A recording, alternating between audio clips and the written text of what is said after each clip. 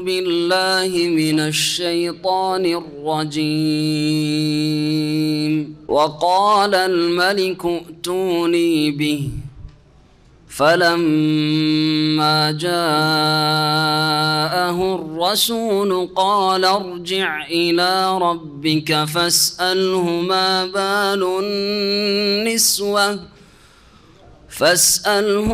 بال النسوة اللاتي قطعن أيديهن إن ربي بكيدهن عليم. قال ما خطبكن إذ راوتن يوسف عن نفسه قلن حاش لله ما علمنا عليه من سوء. قالت امرأة العزيز الآن حصحص الحق أنا راودته عن نفسه وإنه لمن الصادقين. ذلك ليعلم أني لم أخنه بالغيب وأن الله لا يهدي كيد الخائنين. وما أبرئ نفسي إن النفس لأمارة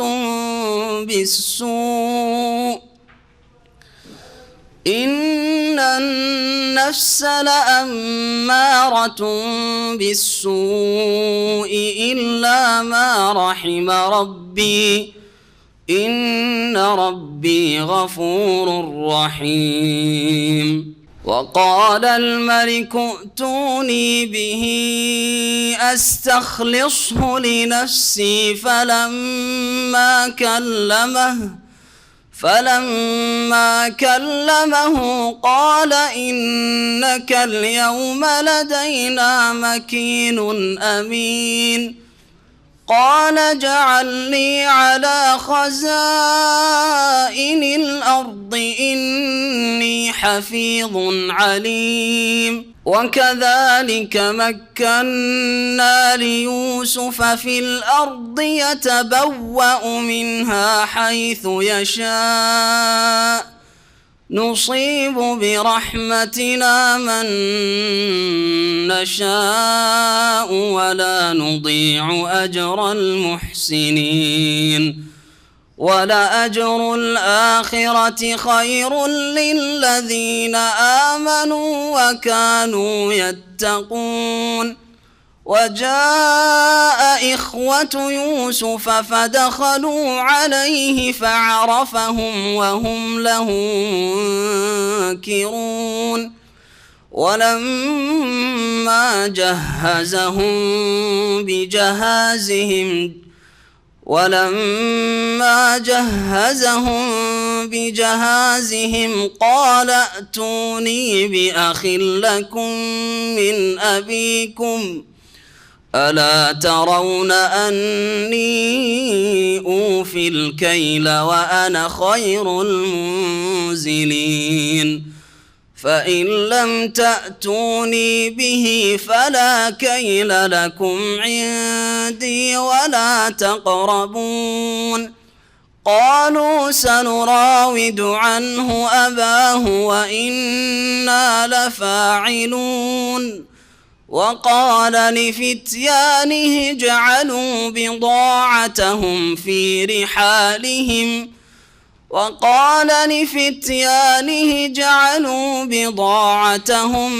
رحالهم لعلهم يعرفونها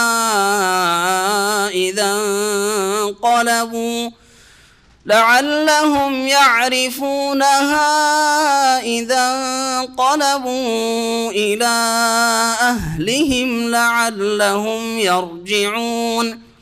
فلما رجعوا إلى أبيهم قالوا يا أبانا منع منا الكيل قالوا يا أبانا منع منا الكيل فأرسل معنا أخانا نكتل وإنا له لحافظون قال هل آمنكم عليه إلا كما أمنتكم على أخيه من قبل فالله خير حافظا وهو أرحم الراحمين ولما فتحوا متاعهم وجدوا بضاعتهم ردت إليهم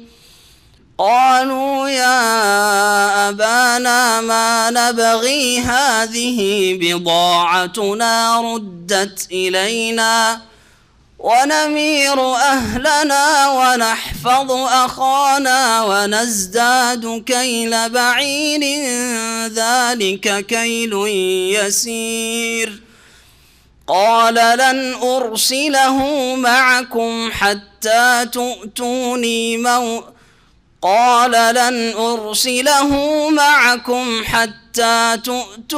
موثقا من الله لتأتونني به إلا أن يحاط بكم فلما آتوه موثقهم قال الله على ما نقول وكيل وقال يا بني لا تدخلوا من باب واحد وادخلوا من أبواب متفرقة وما أغني عنكم من الله من شيء إن الحكم إلا لله عليه توكلت وعليه فليتوكل المتوكلون ولما دخلوا من حيث أمرهم أبوهم ما كان يغني عنهم من الله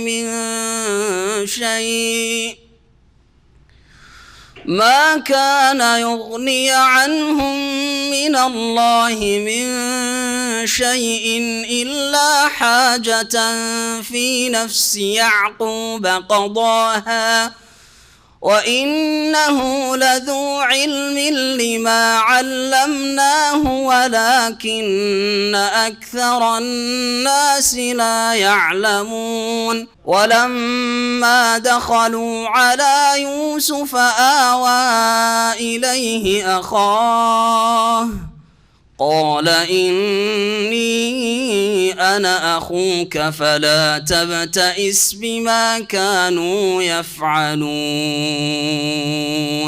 السلام عليكم ورحمة الله وبركاته. بسم الله الرحمن الرحيم. الحمد لله رب العالمين والصلاة والسلام على سيد المرسلين نبينا محمد وعلى آله وصحبه أجمعين. أما بعد، أعوذ بالله من الشيطان الرجيم. وقال الملك ائتوني به فلما جاءه الرسول قال ارجع إلى ربك فاسأله ما بال النسوة اللاتي قطعن أيديهن إن ربي بكيدهن عليم. قال ما خطبكن إذ راودتن يوسف عن نفسه قلنا حاشا لله ما علمنا عليه من سوء. قالت امرأة العزيز الآن حصحص الحق أنا راودته عن نفسه وإنه لمن الصادقين. মহান আল্লাহর সমস্ত প্রশংসা যে আল্লাহ পাক রব্বুল আলামিন আমাদের সৃষ্টি করেছেন এবং আমাদের সব রকমের প্রয়োজন আল্লাহ রব্বুল আলামিন একমাত্রই পুরা করে থাকেন। সে আল্লাহ পাকের যাবতীয় প্রশংসা যে আল্লাহ পাক রব্বুল আলামিনের ইচ্ছার বিরুদ্ধে কোনো শক্তি কোনো কিছুই করতে পারে না, বরং আল্লাহ যা চান তাই ঘটে থাকে প্রত্যেক ব্যক্তি বস্তুর ক্ষেত্রে। সালাত এবং সালাম নাজিল হোক নবী মুহাম্মদ রাসূলুল্লাহ সাল্লাল্লাহু আলাইহি সাল্লামের প্রতি, যাকে আল্লাহ পাক রব্বুল আলামিন নবুয়ত রিসালাত দিয়ে দিন দুনিয়ার সার্বিক কল্যাণ দিয়ে সম্মানিত করেছেন। আমাদের তাফসির হবে সূরা ইউসুফের আয়াত নম্বর 50 থেকে। এর আগে আমরা যেখানে গত সপ্তাহে এসে পৌঁছেছিলাম তা ছিল মিশরের রাজার স্বপ্ন, এবং সেই স্বপ্নের বিবরণ দিলেন ইউসুফ আলাইহিস সালাম জেল থেকে এখানে এসে পৌঁছেছিলাম। তাতে আয়াত নম্বর 45-এ আল্লাহ রাব্বুল আলামিন ইরশাদ করেছেন, ওয়াকালাল্লাযী নাজা মিনহুমা ওয়াদ্দাকারা বাদা উম্মা আনা উনাব্বিউকুম বিতাউইলিহি ফাআরসিলুন।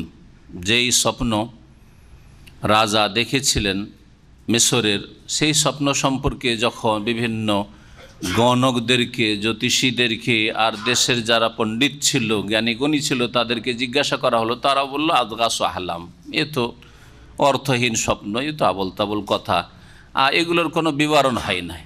এই ধরনের স্বপ্নের কোনো বিবরণ তাবির হতে পারে না।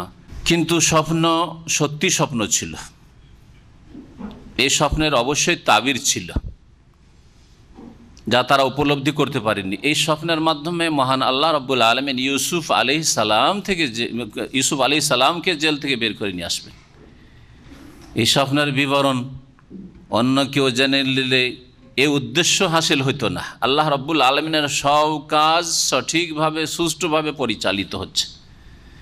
এই স্বপ্নের বিবরণ তাবির কেউ করতে পারবে না, একমাত্র করবেন ইউসুফ আলাইহিস সালাম। আর যেই স্বপ্নের বিবরণ দেওয়াই তার যোগ্যতা প্রমাণিত হবে শাসকের কাছে, রাজার কাছে, তার ইলমের কথা তার উপলব্ধি করতে পারবে, তার মর্যাদা তারা নির্ণয় করতে পারবে, যার ফলে জেল থেকে তিনি নির্দোষী মুক্ত হবেন। ইউসুফ আলাইহিস সালাম জেল থেকে বলেছিলেন ওই দুইটি কয়েদি যাদের এর পূর্বে স্বপ্নের একটা তাবির করেছিলেন ইউসুফ আলাইহিস সালাম, একজন মুক্তি পাবে আর একজন শুলে চড়বে।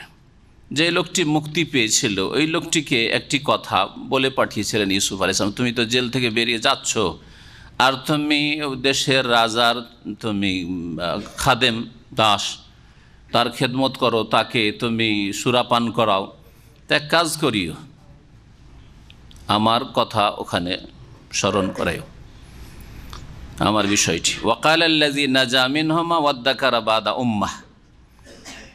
এতে আল্লাহ রাব্বুল আলামিন বলছেন যে দুইজনের একজন যে মুক্তি পেয়েছিল আর ফিরে এসেছিল আবার নিজের ডিউটিতে, যে রাজাকে মদপান করাতো, তার ওই আলোচনা চলছে স্বপ্নের, যে এই স্বপ্নের কী বিবরণ হতে পারে। রাজা যে স্বপ্ন দেখেছে, রাজার স্বপ্ন কি ছিল? 7টি এন্নি আরা সাবা বাকারাত সেমান, 7টি মোটা হিষ্টপুষ্ট গাভী, একল হন্না, সেগুলোকে খেয়ে ফেলছে সাবন এজাফ, 7টি দুর্বল শীর্ণ গাভীতে, দুর্বলগুলিতে সবল মোটাসোটা গাভীগুলিকে খেয়ে ফেলছে। ওয়াসাব আসম্বলাতিন খুজর, আর 7টি সবুজ তরতাজা শীষও দেখলেন। ওখারা ইয়াবে 7, আর অন্য আরও 7টি ছিল শুকনো শীষ। এখানে বলা হয়নি যে এই শুকনো শীষ কি আর এই তাজা শীষে কি হচ্ছে, কিন্তু তাফসীরকাররা কেউ কেউ লিখেছেন, যেমন আল্লামা সাদি তার তাফসীর লিখেছেন যে এখানেও ওই রকমই দেখেছিলেন তিনি, যে 7টি সবুজ শীষকে 7টি শুকনো শীষে খেয়ে ফেলছে। যেমন 7টি দুর্বল গাভীতে মোটাসোটা গাভীগুলিকে খেয়ে ফেলছে, ঠিক তেমনই 7টি শুকনো শীষে এই তাজা শীষগুলিকে খেয়ে ফেলছে। এগুলির বিবরণ চায়, তারা বলেছিল যে এইসবের কী বিবরণ হবে, কিন্তু প্রত্যেকটি বিবরণ আছে। 7টি মোটা তাজা গায়ে মানে 7 বছর কি হবে? খুব ফসল হবে। আর 7টি শীর্ণ দুর্বল গাভী মানে 7 বছর দুর্ভিক্ষ নেমে আসবে, 7 বছর দুর্ভিক্ষ নেমে আসবে। যেই সময়টায় খুব ফসল হবে সেই সময়টার দিকে ইঙ্গিত এসেছে এই 7টি মোটা গাভী আর 7টি সবুজ শীষে, আর 7টি শুকনো শীষ মানে 7 বছরের দুর্ভিক্ষ। আর এই দুর্ভিক্ষে এই শীষের মধ্যে যদি শস্যকে, দানাকে রেখে দেওয়া হয় তাহলে সেটা তাড়াতাড়ি নষ্ট হবে না, যার ফলে 7 বছরের যেই দুর্ভিক্ষের সংকট রয়েছে, আর্থিক সংকট, সেটাকে কেটে ওঠানো সম্ভব হবে। ওই মুক্তি পাওয়া ব্যক্তি স্মরণ হয়েছে ওয়াদ্দাকারা বাদা উম্মা। এই ওয়াদ্দাকারা সম্পর্কে যারা গ্রামার বুঝেন তাদের জন্য আর একটু স্পষ্ট করি। গত সপ্তাহে শুধু বলেছিলাম, এমন সংক্ষেপে বলেছিলাম যাতে অনেকে বুঝবে যে বিষয়টা অস্পষ্ট, বুঝতে পারবে না। এই জন্য যারা বুঝতে চায়, কারণ সেগাটা একটু জটিল সেগা। তাজাক্কারা এর অর্থ, তাহলে আসলে যে কথাটি আমি বলেছি ওটা হচ্ছে অর্থ হচ্ছে স্মরণ করা। ইদ্দাকারা আর তাজাক্কারা একই অর্থ। তাজাক্কারা মানে স্মরণ করা, আর ইদ্দাকারা মানে ওই ইজ্জাক্কারা, ইজ্জাক্কারা পড়েন, আর ইজ্জাক্কারা আর ইদ্দাকারা একই অর্থ, জাল দাল হয়েছে। এর আসলটা কি ছিল? আসল যেটাতে তালিল সেটা ছিল এইরকম যে এটা হচ্ছে বাবে ইফতিয়াল থেকে, যেমন ইজতানাবা বা ইফতাআলা, ইফতাআলা ফা আইন লাম, এইটা হচ্ছে আসল মাদ্দা। ওই রকমই জিকির, জাল কাফ রা, এটা হচ্ছে জাকারা, এ হচ্ছে মাদ্দা। তো যেমন ইফতাআলাতে ফা আইন, এই দুটোর মাঝখানে তা একটা এসেছে, এটাকে বাবে ইফতিয়াল বলা হয় সারফে। ঠিক তেমন এখানে ছিল ওয়াদ্দাকার, আসলে তাসদিদ ছিল না, কি ছিল? ওয়াজ তাকারা, ওয়াজ তানাবা, যেমন জিম দিয়ে হয় ওয়াজ, হ্যাঁ, জাল তারপরে তা কাফরা, ওয়াজ তাকারা। তো ওয়াজ তাকারা ছিল, তা আর দাল কাছাকাছি মাখারাজের, হ্যাঁ, তখন কি করা হয়েছে? দাল জালও কাছাকাছি, এগুলো সব কারিবুল মাখরাজ। তখন এই জালকে যে জাল ছিল জিকির, এটাকে তা যে ফাকালমার পরে জিকির পরে আস্তাকারা, এই তাই এদগাম করে দেওয়া হয়েছে তাকে দাল করার পরে, তাটাকে দাল করার পরে এটাকে জালটাকে এদগাম করে দিত ওয়াজদাকারা, ওয়াজদাকারা তা ছিল, ওয়াজদাকারা হইল, তাটা দাল হলো। আর যা যখন দালে এদগাম হয়ে গেল, এদগাম মানে একটা আরেকটাই ঢুকে যাওয়া, যখন যা দালে গিয়ে ঢুকে গেল তখন উচ্চারণটা অদ্দাকারা হয়ে গেল, যা তালে গিয়ে পুরা ঢুকে গেল। যেমন আর রেজাল, রায় ঢুকে আছে, এদগাম হয়ে আছে, আর রেজাল বলছেন। ঠিক তেমনি জালটা গিয়ে যে তাটা দালে পরিবর্তন হয়েছে, রূপান্তরিত হয়েছে, তাতে ঢুকে গিয়ে অদ্দাকারা হয়ে গেল। এক কথা খুব সংক্ষেপে এটা হচ্ছে বাবে ইফতিয়ালের ফেল মাজির সেগা, ওয়াজ তাকারা ছিল। বাদা উম্মা মানে এক যুগ পরে তার স্মরণ হয়েছে যে এক লোক তো আমাদের স্বপ্নের বিবরণ দিয়েছিল, আর যেমন বলেছিল তেমনই হয়েছে, ওই তো জেলেই আছে।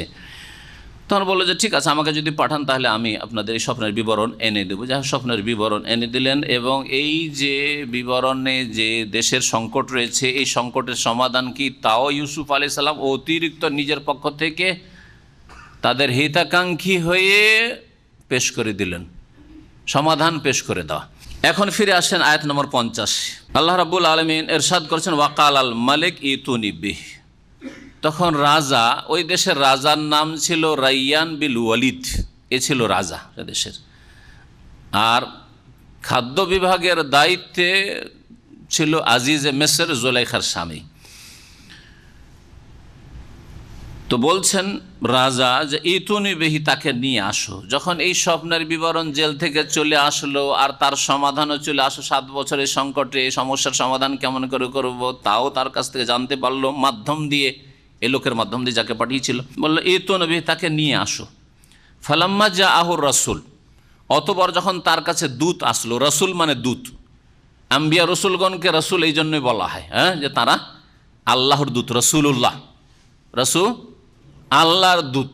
আর এক দেশের আর এক দেশের জন্য যে দূত, রাষ্ট্রদূত হচ্ছে দেশের দূত, হ্যাঁ, দেশের দূত। আপনি ব্যক্তি পর্যায়ে আপনার বাড়ি থেকে আরেক বাড়িতে, আরেক ঘরে একটা সংবাদ নিয়ে কাউকে পাঠাচ্ছে, এই খবরটা দিয়ে আসো, তাহলে সেই ব্যক্তি হচ্ছে আপনার দূত, রসুল, আরবি ভাষায় রসুল। আজকাল নতুন আরবিতে সফির বলা হচ্ছে দূতকে, যে সফির বলা হচ্ছে রাষ্ট্রদূতকে, কিন্তু আসল প্রাচীন যুগ থেকে দূতের আরবি হচ্ছে রসুল। তো এই দূত যখন আসলো দাওয়াত দেওয়ার জন্য, আমন্ত্রণ, আপনাকে ডেকে পাঠিয়েছেন বাদশাহ নামদার। কালা, তখন ইউসুফ আলাইহিস সালাম বলেন ইরজি ইলা রব্বিক, তুমি তোমার মনিবের কাছে ফিরে যাও, মানে বাদশার কাছে, বাদশারই খাদেম, ফিরে যাও। ফাস আলহু, আর তাকে জিজ্ঞেস করো, মা বালুনেস, আমি এমনি এরকম বেরিয়ে যাব না, কারণ এখন যদি বেরিয়ে যাই তো লোকেরা বলবে যে বাদশার দয়া হয়েছে তাই তাকে খালাস করেছে, জেল থেকে মুক্ত করেছে, আমি দোষী থেকে গেলাম, যে এতদিন তখন জেল খেটেছে তার মানে দোষী লোকই আছে। না, এইরকম আমি বেরিয়ে যেতে চাই না, বেরিয়ে যেতে বললে বেরিয়ে যাবো জেল থেকে, এটা হবে না। সুবহানাল্লাহ, কি ধৈর্য, কি ধৈর্য। জি, এবং নিজের মান ইজ্জত বলে কত খেয়াল তাহলে, হ্যাঁ, নিজের মান সম্মান আখলাক চরিত্রের ক্ষেত্রে কত সজাগ ইউসুফ আলাইহিস সালাম। তাকে তাহলে আল্লাহ পাক রব্বুল আলামিন বাহ্যিক শুধু শারীরিক গঠন আর সৌন্দর্যই দেননি, বরং তাকে আভ্যন্তরীণ সৌন্দর্য অতি পূর্ণ মাত্রায় আল্লাহ রাব্বুল আলামিন দিয়েছেন। তিনি বলছেন, যাও তোমার মনিবের কাছে ফিরে ফাস আলুহা, তাকে জিজ্ঞেস করো মা বালুন নেসওয়া, ওই সব মহিলাদের কি খবর, বিষয়টা একটু জিজ্ঞেস করো। আল্লাতি কাত্তানা, এই ধরনের যেসব মহিলারা তাদের হাত কেটে ফেলেছিল, ওই জুলেখা দাওয়াত দিয়েছিল আর তারপরে তাদের প্রত্যেকের হাত কেটে ফেলেছিল, আমাকে দেখে ওদের অবস্থা কি, ওদের সবগুলি মহিলার কথা বলে পাঠালেন, কিন্তু উদ্দেশ্য ছিল যে আসল ঘটনাটা কি, রহস্য কি, এই হাত কাটার ঘটনাটাই কেন ঘটেছিল আর কিভাবে ঘটেছিল, আর জুলেখার পক্ষ থেকে আমার উপর যে অপবাদটা এসছে, তারপর আমাকে জেলে পাঠানো হয়েছে, আসল রহস্যটা কি, দোষী আমি না বিষয়টা অন্য কোনো রকম আছে, এই সম্পর্কে তুমি জিজ্ঞেস করো গিয়ে। ইন্না রব্বি বিকাইদিহিন্না আলিম, নিশ্চয়ই আমার প্রতিপালক আল্লাহ তাদের এই নারীদের ছলনা ষড়যন্ত্র সম্পর্কে আলিম, সর্বজ্ঞ, সব কিছু জানেন। কালা মা খাতবকুন, রাজার কাছে খবর পৌঁছে গেল যে ও তো আসতে চায় না বেরিয়ে, ও বলে যে ব্যাপারটা কি, আসলে এই ব্যাপারটা সম্পর্কে জিজ্ঞেস করছে যে বিষয়টা কি, আমি দোষী না, ও মহিলাদের ঘটনাটা কেন এরকম ঘটেছিল, বিষয়টা কি, একটু একটু তদন্ত করে দেখা যায়, একটু জানতে চাই সেই লোক, তারপরে জেল থেকে বেরিয়ে আসবে। তখন রাজা বলছে, কালা মানে ওই মালিক রাজা বলল কি, মা খাতবকুন্না, হে মহিলার, ওই সব মহিলাদেরকে ডাকলো, যেহেতু বড় বড় মন্ত্রীদের বাড়ির সব মহিলারা, ও রাজার বাড়ির মহিলারা ছিল, আরো বিভিন্ন মন্ত্রীদের, জুলেখা ওকেও ডাকলো, সবকে ডাকলো বাদশাহ। ডাকার পর মা খাতবকুন্না, কি তোমাদের অবস্থা, খাত মানে হচ্ছে শান, হাল, বাল, এগুলো সব আরবি অর্থ, কি খবর তোমাদের, কি ব্যাপারটা তোমাদের। ইজ রাওয়াতুন্না ইউসুফ আন নাফসি, যখন তোমরা ইউসুফকে ভুলাবার চেষ্টা করেছিলে, ইউসুফের সাথে যৌন মিলন কামনা করেছিলে, এই যে তোমরা সকলে মনে মনে ইউসুফের প্রেম অন্তরে লুকিয়ে রেখেছিলে, আর জুলাইখা ইউসুফের জন্য পাগল হয়েছিল, ব্যাপারটা কি আসলে, এই ঘটনাটা আমি জানতে চাই তোমাদের কাছে। কুলনা হাশা লিল্লাহ, ওই সকল মহিলারা বলল হাশা লিল্লাহ, আল্লাহর পানাহ, আল্লাহ আমাদের রক্ষা করুন। মা আলিমনা আলাইহি মিন সু, ইউসুফের কোনো দোষ ত্রুটি আমরা এখন পর্যন্ত জানি না। সুবহানাল্লাহ, মহিলারা এক বাক্যে বলো মা আলিমনা আলাইহি মিন সু, তার সম্পর্কে কোনো দোষ মন্দ কথা জানি না আমরা। কালাত ইমরাতুল আজিজ, তখন এই আজিজে মিসরের স্ত্রী জুলাইখা, যার নাম তাফসীর কিতাবাতে বলা হচ্ছে, সে বলল আল আন হাস হাসাল হক, এখন সত্য উন্মোচিত হয়েছে, প্রকাশিত হয়েছে, এখন সত্য প্রকাশ পেয়েছে, এটা হচ্ছে আসল সত্য কথা, যে ইউসুফের কোনো দোষ নেই। এই যে আমার সঙ্গিনীরা বলছে, বান্ধবীরা বলছে যে এই কথাটি, এইটাই হচ্ছে ঠিক কথা। আল আন হাস হাসাল হক, এতদিন 7 বছর ধরে, তার আগে তো চলেছে বাড়িতে যা চালিয়েছে জুলেখা প্রচেষ্টা, তার অবৈধ প্রচেষ্টা ইউসুফকে রাজি করার জন্য, তারপরে 7 বছরের জেলের জামানাও কেটে গেল। আল আনা হাস হাসাল হক, এখন সত্য প্রকাশিত হয়েছে। আনা রাওয়াতুহু আন নাফসি, আমি তাকে ভুলাবার চেষ্টা করেছিলাম, আমি তার প্রেমে লিপ্ত হয়েছিলাম এবং তার সাথে যৌন মিলন কামনা করেছিলাম, আমার দোষ। ওয়া ইন্নাহু লামিনাস সাদিকিন, আর নিঃসন্দেহে ইউসুফ হচ্ছে সত্যবাদীদের একজন, সত্যবাদীদের অন্তর্ভুক্ত। যালিকা লিয়ালামা আন্নী লাম আখুনহু বিল গায়বি ওয়া আন্নাল্লাহা লা ইয়াহদি কাইদাল খায়িনিন। আর কথা হচ্ছে এই যে লিয়ালামা, যাতে জানতে পারে, কে জানতে পারে, অর্থাৎ জানতে পারে আজিজে মিসর, মিসরের আজিজ জুলেখার স্বামী। কথা হচ্ছে এই যে যাতে করে জানতে পারে আজিজে মিসর, আন্নী লাম আখুনহু বিল গায়ব, চোখের আড়ালে আমি তার কোন রকমের খেয়ানত করিনি, বিশ্বাসঘাতকতা করিনি। ও আন্নাল্লাহা লা ইয়াহদি কায়দাল খায়িনিন, আর জেনে রাখো যে মহান আল্লাহ খেয়ানতকারী, বিশ্বাসঘাতকদের ষড়যন্ত্র বা ছলনাকে সফল হতে দেন না। লা ইয়াহদি, রাস্তা দেখায় না, মানে সফল হতে দেন না। রাস্তা যদি আপনি পেয়ে যান তাহলে আপনি আপনার সফরে কি হবেন, সফল হবেন। তো এখানে লা ইয়াহদি মানে সফল হতে দেন না আল্লাহ রাব্বুল আলামিন। তাহলে যারা ষড়যন্ত্র করে, ষড়যন্ত্রকারী বা খেয়ানত করে, খেয়ানতকারীদের ষড়যন্ত্রকে আল্লাহ রাব্বুল কখনো সফল কাম হতে দেন না। এই আয়াত নম্বর 52, এইটি কথা কার, উক্তি কার? আমি তর্জমা করে দিলাম। তর্জমা কোরআন অনেকে পড়ে না, মনে করেন যে কোরআনের তর্জমা পড়ছে। এখন আপনাদেরকে জিজ্ঞেস করি, এই কথাটি কার? লে আলামা, যাতে করে জানতে পারেন আজিজে মিসর আন্নী লাম আখুনু বিল গায়ব, তার চোখের আড়ালে অগোচরে আমি কোন রকম বিশ্বাসঘাতকতা খেয়ানত করিনি। ওয়ান্নাল্লাহ লা ইয়াহদি কাইদাল খাইনিন। এই আয়াতে বলনেওয়ালা জুলাইখা, ইউসুফ আলাইহিস সালাম যারা বলছেন হাত উঠান, অল্প মনে আছে। আর জুলাইখা যারা বলছেন, আহা দ্বিমত আছে। যেমন আপনাদের দ্বিমত আছে, ওইরকম তাফসীরকারদের তার আগে দ্বিমত আছে। বোঝা গেছে? জি হ্যাঁ। এই তাফসীর শোনাবার আগে নবী করিম সাল্লাল্লাহু আলাইহি সাল্লামের হাদিস সহিহ বুখারী মুসলিমে রয়েছে। মাঝে মাঝে আয়াতের তাফসীরের সাথে সম্পর্কিত যে হাদিসগুলি রয়েছে দুই একটা শোনাই। কারণ সবচাইতে উত্তম তাফসীর কোরআনের তাফসীর কোরআন কারীম দিয়ে, আর তারপরে কোরআন কারীমের তাফসীর রাসূলুল্লাহ সাল্লাল্লাহু আলাইহি ওয়াসাল্লামের হাদিস শরীফ দিয়ে। আবু হুরায়রা রাদিয়াল্লাহু তাআলা আনহু থেকে বর্ণিত, তিনি বলছেন কালা রাসূলুল্লাহ সাল্লাল্লাহু আলাইহি ওয়াসাল্লাম, রাসূলুল্লাহ সাল্লাল্লাহু আলাইহি ওয়াসাল্লাম বলেছেন নাহনু আহাক্কু বিশাক্কি মিন ইব্রাহিম ইয কাল, আমরা, মুহাম্মদ সাল্লাল্লাহু আলাইহি ওয়াসাল্লাম বলছেন, শেষ নবী বলছেন যে আমি এবং আমার সাথী সঙ্গীরা ইব্রাহিম আলাইহিস সালামের থেকেও বেশি সন্দেহের অধিকারী। মানে ইব্রাহিম আলাইহিস সালামের যদি সন্দেহ হইতে পারে তো আমার হইতে পারে। আমি ইব্রাহিমের চাইতে নিজেকে বড় মনে করছি না, আর বেশি খাঁটি মুমিন মনে করছি না। অর্থাৎ ইব্রাহিম আলাইহিস সালাম সন্দেহ করেননি, আর আমরাও আল্লাহ সম্পর্কে সন্দেহ করি না। কেউ এইরকম যেন ভ্রমে না থাকে, ভ্রান্ত ধারণে না থাকে যে ইব্রাহিম আলাইহিস সালাম রব্বি আরিনি কাইফা তুহিল মওত, আল্লাহ আমাকে দেখাও কেমন করে তুমি মৃতকে জীবিত করো। আওয়ালাম তুমিন, আল্লাহ জিজ্ঞেস করে তোমার বিশ্বাস হয় না নাকি? তুমি কি বিশ্বাস করো না যে আমি জীবিত করি মৃতকে? কালা বালা ওয়ালাকিন লিয়াতমাইন্না কালবি, অবশ্যই বিশ্বাস আছে যে আল্লাহ তোমারই কুদরতে সব কিছু হয়, কিন্তু মনের প্রশান্তির জন্য। লিয়াতমাইন্না কালবি আছে, ঘটনা সূরা বাকারা জানা আছে কিনা? তো কেউ যদি বলে ইব্রাহিম আলাইহিস সালাম মিথ্যা অপবাদ, যে ইব্রাহিম আলাইহিস সালামের সন্দেহ হয়েছিল, তাহলে যে আল্লাহ মৃতকে জীবিত করবেন বা করতে পারেন, এটা কেমন? যদি তার সম্পর্কে কেউ সন্দেহ করে তো জেনে রাখবে যে আমার সম্পর্কে, আমার সাথীদের সম্পর্কে আরো বেশি সন্দেহ হওয়া উচিত। তার মানে আমি ইব্রাহিমের চাইতে পাকা ইমানের লোক আমি নিজেকে মনে করছি না।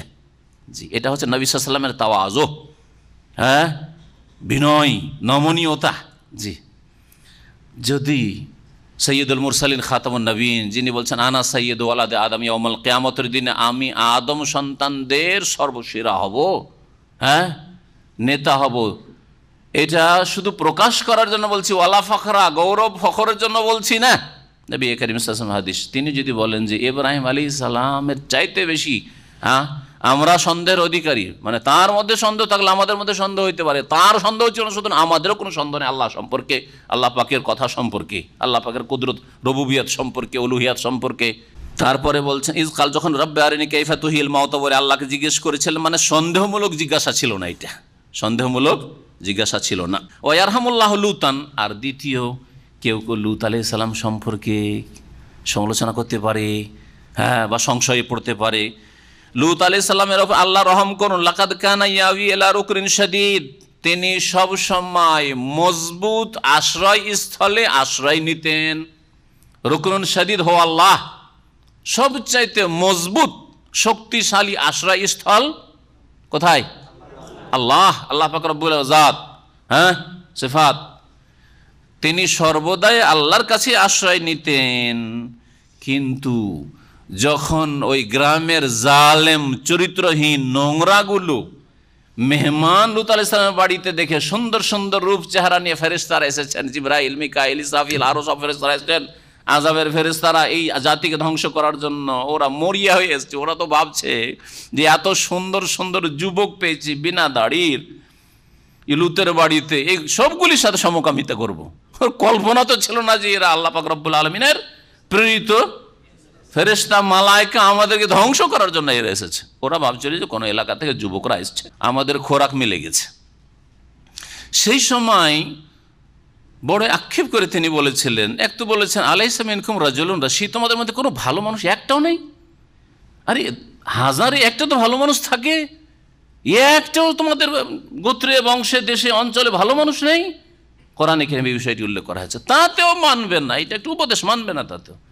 তখন তিনি বলেছিলেন যে হায় রে, যে আউই আলা রুকনিন শাদীদ, হ্যাঁ, যদি আমার এইরকম গোত্র বংশ বড় মজবুত থাকতো, কারণ তিনি হিজরত করে ইরাক থেকে গেছিলেন ইব্রাহিম আলাইহিস সালামের সাথে, ওই এলাকায় তার কোনো বংশধর নেই। তিনি এই কথাটি ওই সময় বলেছিলেন, আমার যদি একটা বড় বংশ থাকতো আর আমার যদি বড় একটা দল থাকতো, তাহলে আজকে তোমরা এই দুঃসাহসিকতা দেখাতে পারতে না। আমার বাড়িতে হামলা করে আমার মেহমানদের অপমান করে অপদস্থ করবে, এই সাহস তোমাদের হইতো না। তো কেউ বলতে পারে যে আল্লাহর উপর তাওয়াক্কুল, ভরসা না দেখিয়ে লূত আলাইহিস সালাম এইরকম কথা বলে, বংশ যদি আমার থাকতো বা আমার লোকজন থাকতো, জনবল থাকতো, এই কথা বলেছেন কেমন?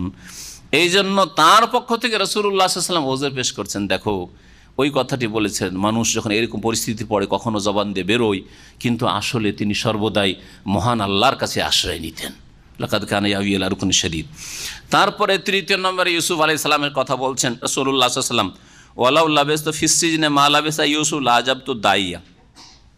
আর আমি যদি জেলে থাকতাম, নবী সাল্লাল্লাহু আলাইহি ওয়াসাল্লাম বলছেন, আমি যদি জেলে থাকতাম, মা লাবিসা ইউসুফ, ওই রকমই সময় কাল 7 বছর ধরে যেমন ইউসুফ আলাইহিস সালাম থেকেছেন, আর তারপরে যদি আমাকে কেউ ডাকতে আসতো যে চলো তোমার হুকুম পক্ষ থেকে, তোমার জন্য হুকুম হয়েছে শাসকের পক্ষ থেকে যে বেরিয়ে আসো, তাহলে আমি আর কিছু জিজ্ঞাসাবাদ করতাম না, বের হইতে বলেছে তাড়াতাড়ি বেরিয়ে পড়তাম। হ্যাঁ, কিন্তু ইউসুফ আলাইহিস সালাম আমার চেয়ে বেশি ধৈর্যশীল, তিনি ধৈর্যহারা হননি। 7 বছর থেকেছি, কিন্তু এখন যদি বেরিয়ে যায় তারপরও দোষযুক্ত, ত্রুটিযুক্ত আমি মানুষের কাছে, আমি এইরকমভাবে জেল থেকে বেরোতে চাই না, আমি দোষমুক্ত হয়ে বেরোতে চাই। তাই তিনি ফিরিয়ে দিয়েছিলেন, রেজেক্ট করে দিয়েছিলেন, যে যাও ফিরে যাও, রাজাকে গিয়ে বলো যে ব্যাপারটা কি আসলে একটু তদন্ত করা, মহিলাদের জিজ্ঞেস করা হোক। কি প্রশ্ন করেছিলাম আপনাদেরকে?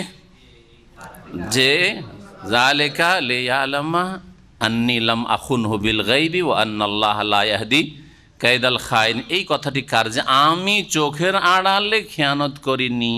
এই মর্মে অধিকাংশ তাফসীরকাররা বলছেন, ইবনে তাইমিয়া রাহমাতুল্লাহ আলাইহি, ইবনে কাসির আর এই অধিকাংশ তাফসীরকাররা বলছেন যে এটা হচ্ছে জুলাইখার কথা।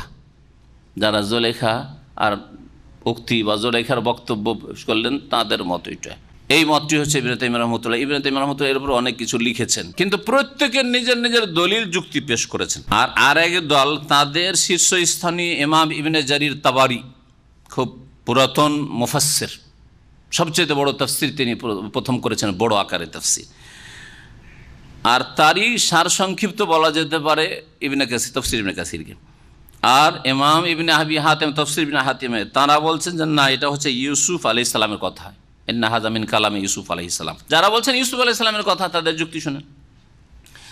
আমি চোখের আড়ালে, মানে মনিবের, আজিজে মিসর, জুলাইখার স্বামী, আমার মনিব মালিক, তার চোখের আড়াল অগোচরে আমি বিশ্বাসঘাতক, খেয়ানত করব, তার পরিবারের ক্ষেত্রে ব্যভিচারে লিপ্ত হব, এটা যাতে করে জানতে পারেন, মনিব জানতে পারেন, স্পষ্ট ভাষায় জানতে পারেন, ভাবে যে আমার এই গোলাম দাস এই কাজ করে নাই। কারণ যারা এইরকম খেয়ানত করে, বিশ্বাসঘাতকতা করে কারো মেয়ের সাথে, বোনের সাথে, বিবির সাথে, আল্লাহ তাদেরকে কখনো সফল করেন না। আর আমি এইরকম কাজ করতে পারি না, আমি সফল জীবন চাই, কামিয়াব জীবন চাই, সুতরাং আমি এই কাজ করতে পারি না। আন্নাল্লাহা লা ইয়াহদি কাইদাল খাইন। তারা বলছে ইউসুফ আলাইহিস সালাম আল্লাহর কথা, আর এই যে খেয়ানত, জিনা করলে খেয়ানত হবে, এই চিন্তা চেতনা, ঈমান না থাকলে কি আর হইতে পারে? হ্যাঁ। আর তারপর আল্লাহর কথা বলছেন, আল্লাহ রাব্বুল আলামিন যারা খেয়ানতকারী, তাদের ষড়যন্ত্র বা তাদের কৌশলকে কখনো সাকসেস হতে দেন না। এই কথা কে বলবে? একজন মুমিনই বলতে পারে, ঠিক কি না? মুমিনই বলতে পারে। তো আর মুমিন হচ্ছেন ইউসুফ আলাইহিস সালাম, জুলাইখা মুমিন নয়।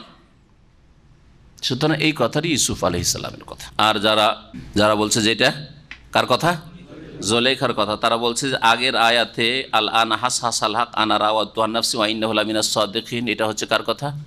জুলাইখারই কথা, যে আমি তাকে ভোলাবার চেষ্টা করেছিলাম, সে ভালো মানুষ, আর আমার স্বামী যাতে করে আমার সম্পর্কে ভুল ধারণা রাখে যে আমি ইউসুফের প্রেমে পড়েছিলাম, তার মানে আমি কোনো খেয়ানত করে ফেলেছি, ব্যভিচারে লিপ্ত হয়েছে। না না, এইরকম কাজ করিনি। লাম আখুনহু বিল গায়ব, আমার স্বামীর অগোচরে আমি কোনো খেয়ানত করিনি, বিশ্বাসঘাতকতা করিনি আমার স্বামীর। কারণ বিশ্বাসঘাতকদের ষড়যন্ত্রকে, ছলনাকে আল্লাহ কখনো সফল করেন না। ওমা উবাররিউ নাফসি ইন্নান নাফসা লাআম্মারাতুম বিসসু, 13 পারার প্রথম আয়াত এটি।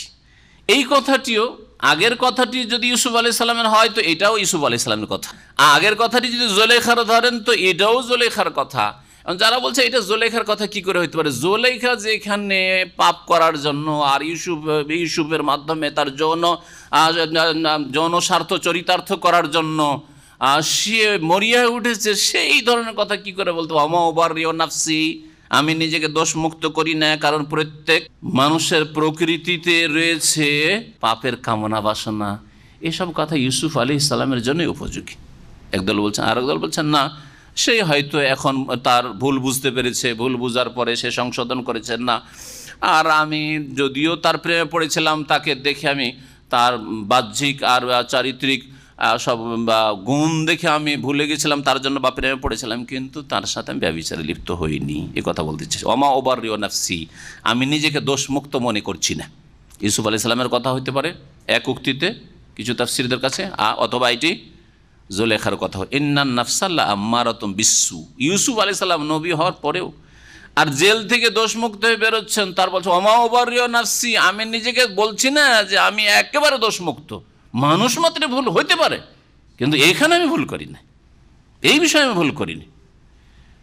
ইন্নান নাফসা লাআম্মারাতুম বিসসু, কারণ মানুষের মন, নফস মন হচ্ছে লাআম্মারা, আম্মারা মোবালাগার শেখা, আমের মানে নির্দেশকারী, আর আম্মারা মানে বেশি নির্দেশকারী, বেশি প্ররোচনা দানকারী। মানুষের মন মানে অধিকাংশ মানুষের মন কি করে, লাআম্মারাতুম বিসসু, মন্দ কাজের জন্য প্ররোচিত করে, মন্দ কাজের জন্য, পাপাচারের জন্য বেশি বেশি প্ররোচিত করে। এই আয়াত আর লা উকসিমু বিয়াউমিল কিয়ামা ওয়া লা উকসিমু বিন নাফসিল লাওয়ামা, ওখানে নাফসুল লাওয়ামা বলা হয়েছে তিরস্কারকারী, ধিক্কার দানকারী নফস, মন। আর সূরা ফজরে এসে ইয়া আইয়ুহান নফস আল মুতমাইন্না, হে প্রশান্ত আত্মা, এই 3টি আয়াতে নফসকে 3টি গুণে ভূষিত করা হয়েছে। এর ভিত্তিতে ওলামারা নফসকে, মানুষের মনকে 3 ভাগে ভাগ করেছেন। কিছু লোক করেছেন নফসে মুতমাইন্না, সবসময় ভালো কাজে মন লেগে থাকে, মন্দ কাজের দিকে মন যায়ই না তেমন, আর গেলেও দীর্ঘ সময় থাকেন না, হয়তো একটু অসওয়াসা মনে আসলো, সাথে সাথে মন ফিরে চলে আসলো, সাথে সাথে ফিরে চলে আসলো। এদের দ্বারা কাবিরা গুনাহ হয় না, অনিচ্ছাকৃত সাগীরা ভুল ভ্রান্তি হতে পারে। আর নাফসে লাওয়ামা যারা মধ্যম শ্রেণীর মুসলিম মুমিন, যারা হয়তো কখনো কখনো কাবিরা গুনাহে লিপ্ত হয়ে যায়, ভুল করে ফেলে বা করে, কিন্তু তার সাথে সাথে নিজেকে ধিক্কার ধাই তিরস্কার করে মনকে, যে এটা মানুষের কাজ হয়নি, এটা মুসলিমের কাজ হওয়া তো দূরের কথা, এটা কি আমার দ্বারা উচিত হইল, আর তারপরে সাথে সাথে তওবা করে, সংশোধন করে, ভুলও করে, তওবা করে, এ নফসে লাওয়ামা। আর তৃতীয় হচ্ছে নফসে আম্মারা বিসসু, মন্দ কাজের জন্য সবসময় প্ররোচনা দিতেই থাকে মনে, যে এই কর, সেই কর, এই করবি না তো কি করবি, দুনিয়া লোক কত পাপ করছে আর আমি করলাম তো কি হইল। এইরকম যাদের মনে হচ্ছে সবচেয়ে বড় শয়তানি মন, এটা হচ্ছে কাফের নফসের অবস্থা। এটা হচ্ছে যারা মুসলিম সমাজের একটা পাপিষ্ট, ফরজ ওয়াজিব আদায় করে না, বেনামাজি, শিরক বিদআতে লিপ্ত, তারপরে আপনার বিভিন্ন পাপে হারামে লিপ্ত, হারাম খাওয়া, হারাম কাজ করা, হারাম বলা, এসবে লিপ্ত। ওদের আর তওবা করার তাদের মন মানসিকতা নেই, হচ্ছে নফসে আম্মারা বিসসু। এটা হচ্ছে সহি তাফসীর এই নফস সম্পর্কে 3টা ভাগ। বাকি সুফিদের কাছে আবার ওর আলাদা আলাদা সুফিয়ানা ব্যাখ্যা আছে, পীরতন্ত্রের ধর্মে আলাদা পৃথক ব্যাখ্যা, বাতেনি ব্যাখ্যা আছে। ওই গুমরাহি থেকে যাতে করে আপনারা বেঁচে থাকেন, এইরকম মুসলিম ভাই বোনেরা বেঁচে থাকে, এই জন্য সংক্ষেপে আমি সহি অর্থটা বর্ণনা করে দিলাম। ইল্লা মা রাহিমা রব্বি, তবে যতটুকু আমার রব, আমার প্রতিপালক দয়া করেন।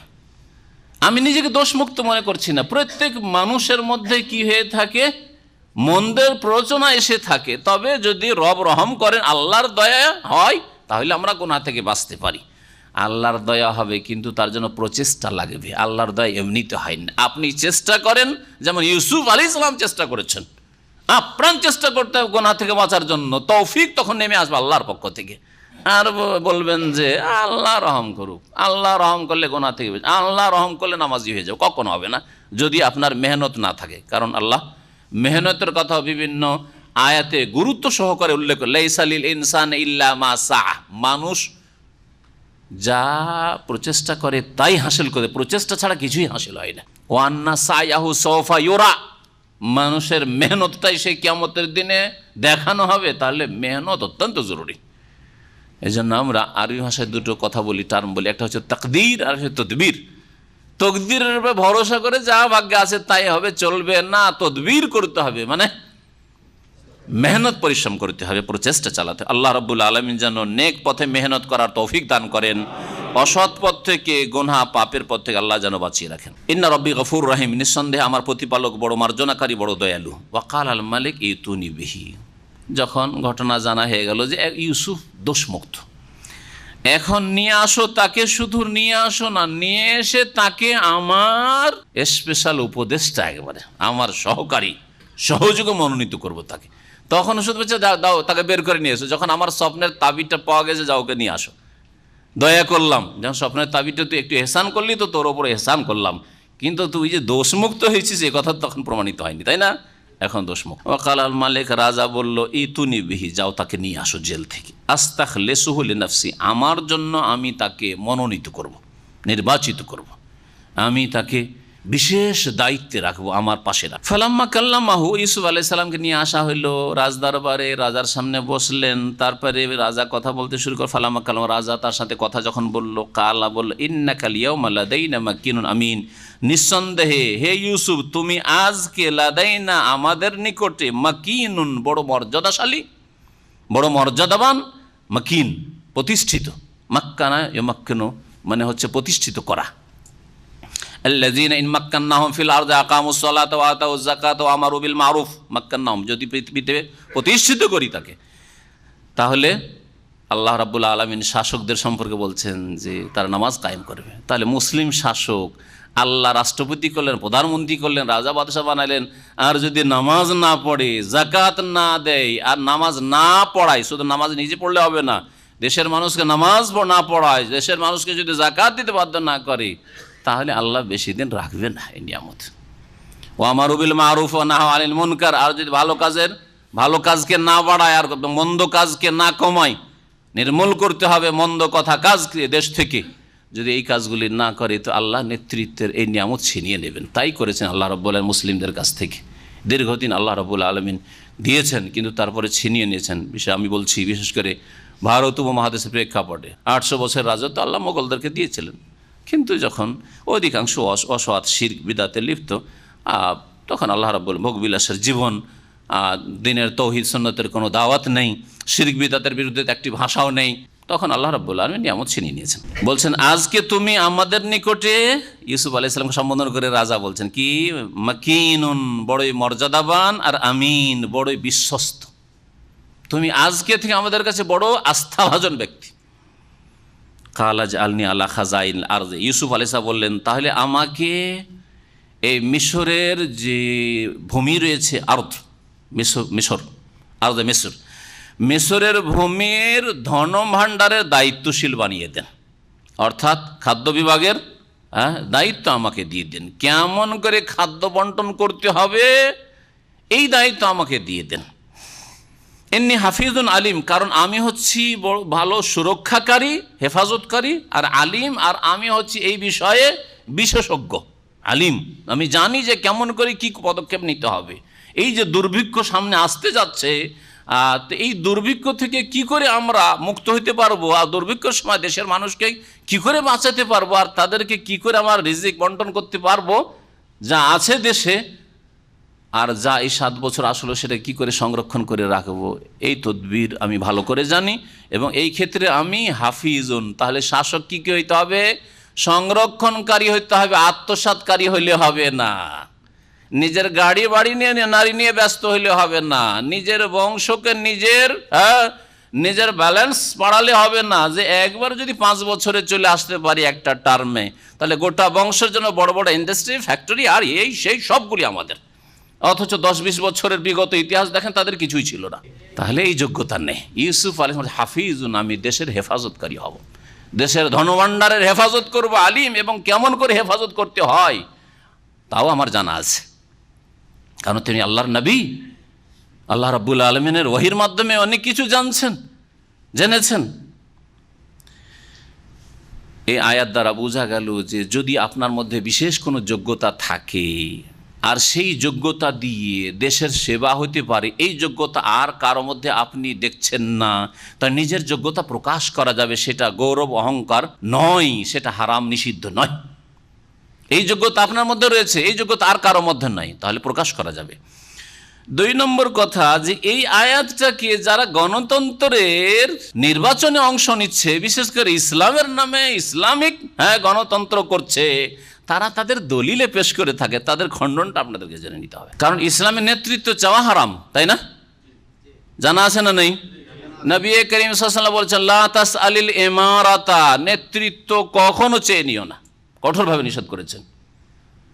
ফাইন উতিতাহা আন গায়রে মাসআলাতিন, বিনা চাওয়াই জবরদস্তি তোমার কাঁধে যদি দায়িত্ব ন্যস্ত করে দেয়, চাপিয়ে দেয় যে তোমাকে এই কাজ করতে হবে, এই পদ নিতেই হবে, তাহলে ওয়াইনতা আলাইহা, আল্লাহর পক্ষ থেকে সাহায্য প্রাপ্ত তুমি হবে। ওয়াইন উতিতাহান মাসআলাতিন, আর তুমি যদি চেয়ে নাও যে আমাকে এই দায়িত্ব দেন, চেয়ে নাও, ওকিলতা এলাইহা, তাহলে তোমার ওপর তা সুপর্দ করে দেবে, তোমাকে ছেড়ে দেওয়া হবে, যা কর, তুই তো চেয়ে নিয়েছিস, তুই কর, আল্লাহর কোনো মদদ হবে না। নবী সাল্লাল্লাহু আলাইহি ওয়াসাল্লাম সেই হাদিস।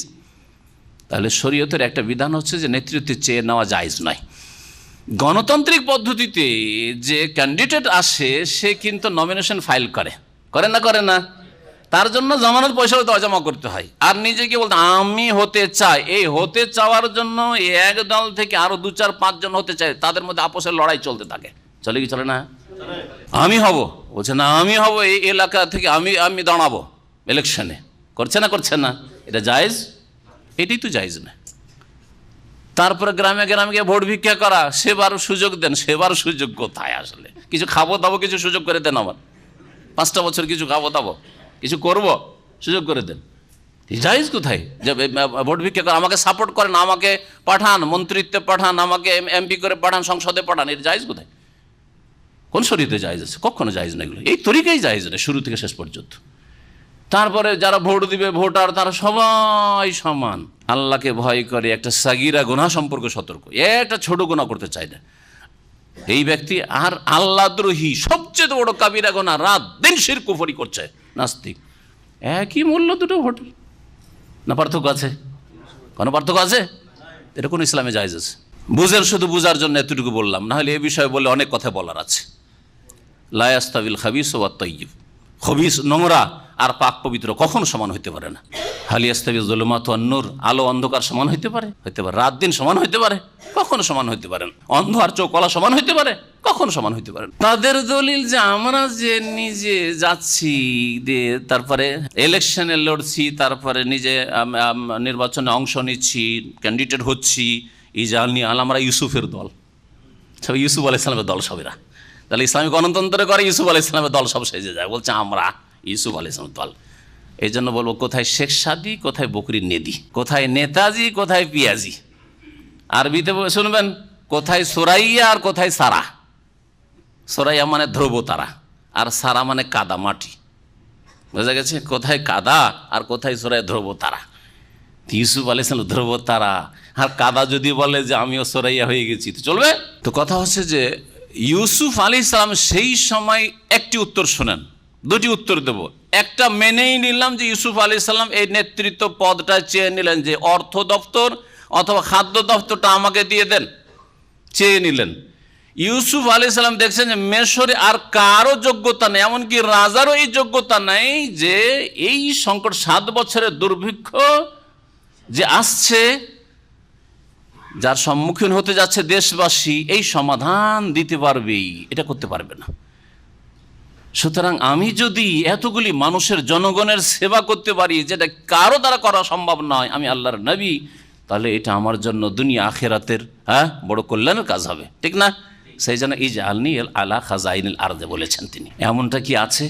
আমার মতো আমার চাইতে বড় বড় আল্লামারা বলতে পারবে কি দেশে, বাংলাদেশে, ভারতে, পাকিস্তানে বলতে পারবে যে আমার চাইতে বড় কেউ নেই, সমস্যার সমাধান দাতা কেউ নেই, আমার চাইতে বেশি জ্ঞানী কেউ নেই, সুতরাং আমাকে ক্যান্ডিডেট মানে আমার বলার অধিকারটা আছে না? আমার চাইতে বড় অনেকে দেশে আছে, বলেন তো দেখি। অনেকে আছে, আমারই তো বলার অধিকার নেই।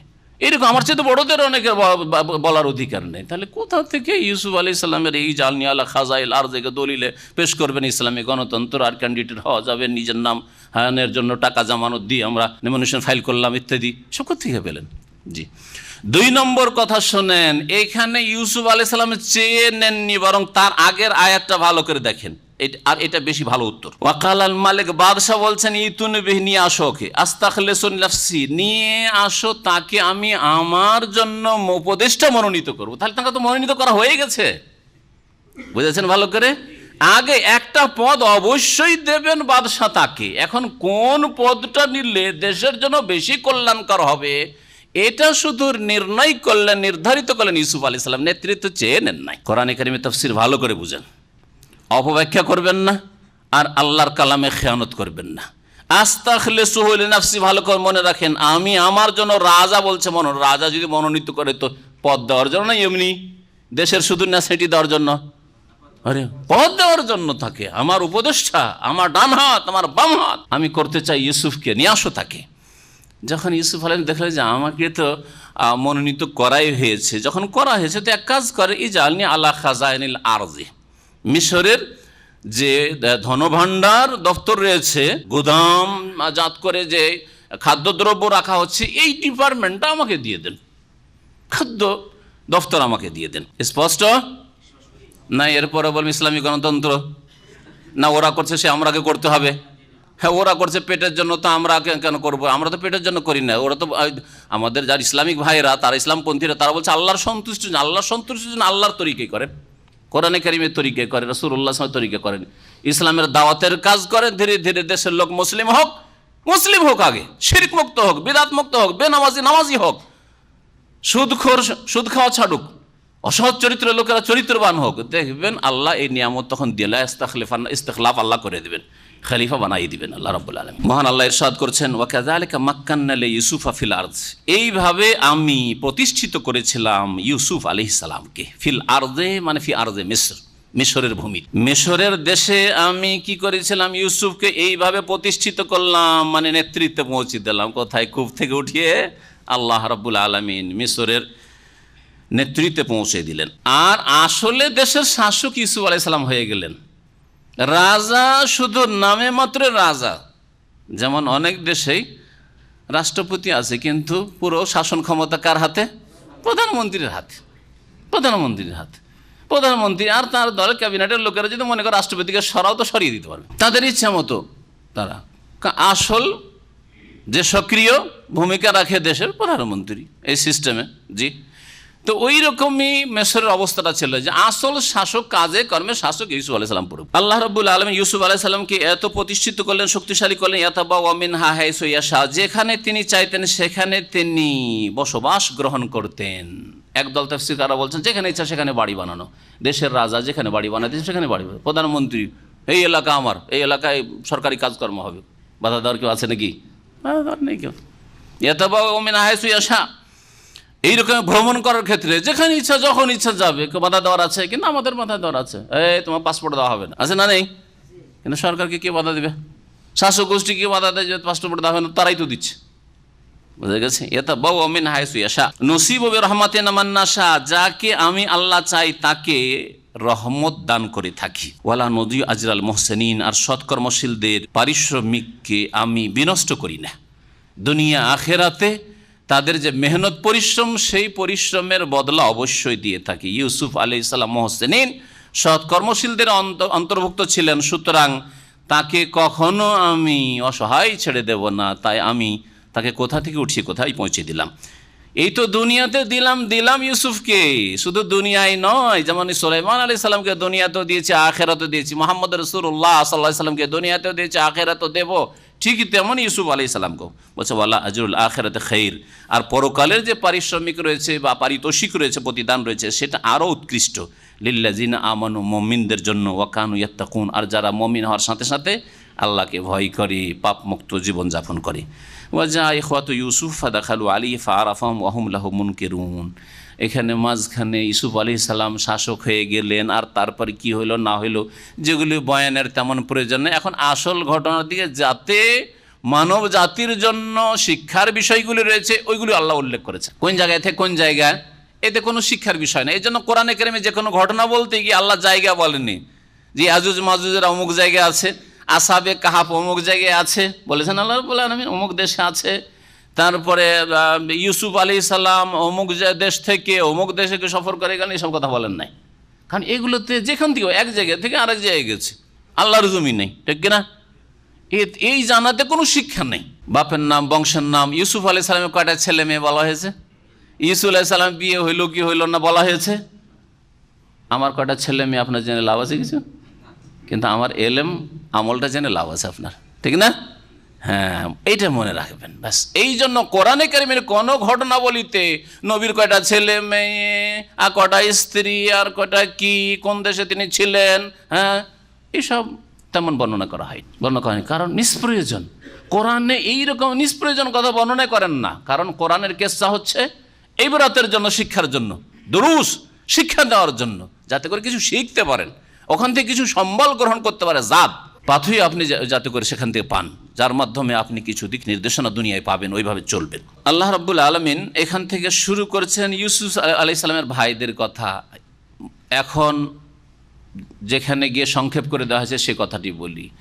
মিসরে 7 বছরের খুব ফসল হলো, তারপরে দুর্ভিক্ষ পড়ে গেল। দুর্ভিক্ষ এমন দুর্ভিক্ষ পড়লো যে তার প্রভাব শুধু মিসরেই সীমিত থাকলো না, আশেপাশেও দুর্ভিক্ষ শুরু হয়ে গেছে। মিসর থেকে দূরে ফিলিস্তিন, যার পুরাতন নাম কানাআন, যেটাকে আমাদের দেশের লোকেরা কেনান বলে, কেনানের অধিবাসী। আর আমাদের দেশে আছে শের শায়রি, গজল আছে। হ্যাঁ, ইউসুফ আলাইহিস সালাম আর ইয়াকুব আলাইহিস সালামের এই ঘটনা সম্পর্কে বড় লম্বা লম্বা শের কবিতা আছে, ছোটকালে পড়েছি। কেনান, এই কানাআন হচ্ছে ফিলিস্তিনের নাম। আর বিশেষ করে আল খলিল, ইব্রাহিম আলাইহিস সালাম খলিলুল্লাহ, ঠিক না? তো বর্তমান আল খলিল বলে যে শহরটি পরিচিত, সেটাই ছিল ইব্রাহিম আলাইহিস সালামের পূর্বপুরুষদের এলাকা। ওখানে বসবাস করে, ওইখানেই ছিলেন ইয়াকুব আলাইহিস সালাম। সেটা ছিল কেনান। আপনাদের অবগতির জন্য বলছি যে ফিলিস্তিনের তারা লোক ছিলেন। মিসরের দুর্ভিক্ষের এই প্রভাব এমনকি কোথায় গিয়ে পড়েছে? কানাআনে গিয়ে পড়েছে, ফিলিস্তিনে পড়েছে। এই প্যালেস্টাইন থেকে তখন তারা 10 ভাই। ইয়াকুব আলাইহিস সালাম বৃদ্ধ হয়ে গেছেন, বলছে বাবারে, এক ছেলেকে হারিয়েছ, আর কিন্তু তোমরা যাবে, ঠিক আছে, এক কাজ করো। শুনেছেন ইয়াকুব আলাইহিস সালাম খবর পেয়েছেন যেইভাবে হোক যে একজন বড় ন্যায়পরায়ণ শাসক মিশরে এসছে, যিনি দেশবাসীকে, এমনকি বাইরের লোক, মিশর ছাড়া বাইরের লোককেও যদি সেখানে খাদ্য সংগ্রহের জন্য টাকা পয়সা নিয়ে যায়, খুব সস্তা মূল্যে, অল্প মূল্যে খাদ্যদ্রব্য বন্টন করে, খুবই সুষ্ঠুভাবে, খুবই সুন্দরভাবে, যাতে করে মিশরে আর কোনো রকম আর্থিক সংকট নেই। যাও, তোমরাও যাও তাহলে, কিন্তু আমার এই ছোটো ছেলেকে পাঠাবো না, বিনিয়ামিনকে পাঠাবো না, ইউসুফ আলাইহিস সালামের যে সহোদর ভাই, আপন ভাই, ওকে পাঠাতে রাজি। এটাকে আমার কাছে আমার মনের সান্ত্বনার জন্য রাখো। একটাকে নিয়ে গিয়ে হারিয়েছ তোমরা, কি যে করেছো না করেছো, ধ্বংস করেছো, আর আমি একে বাবা পাঠাবো না, তোমরা 10 ভাই যা।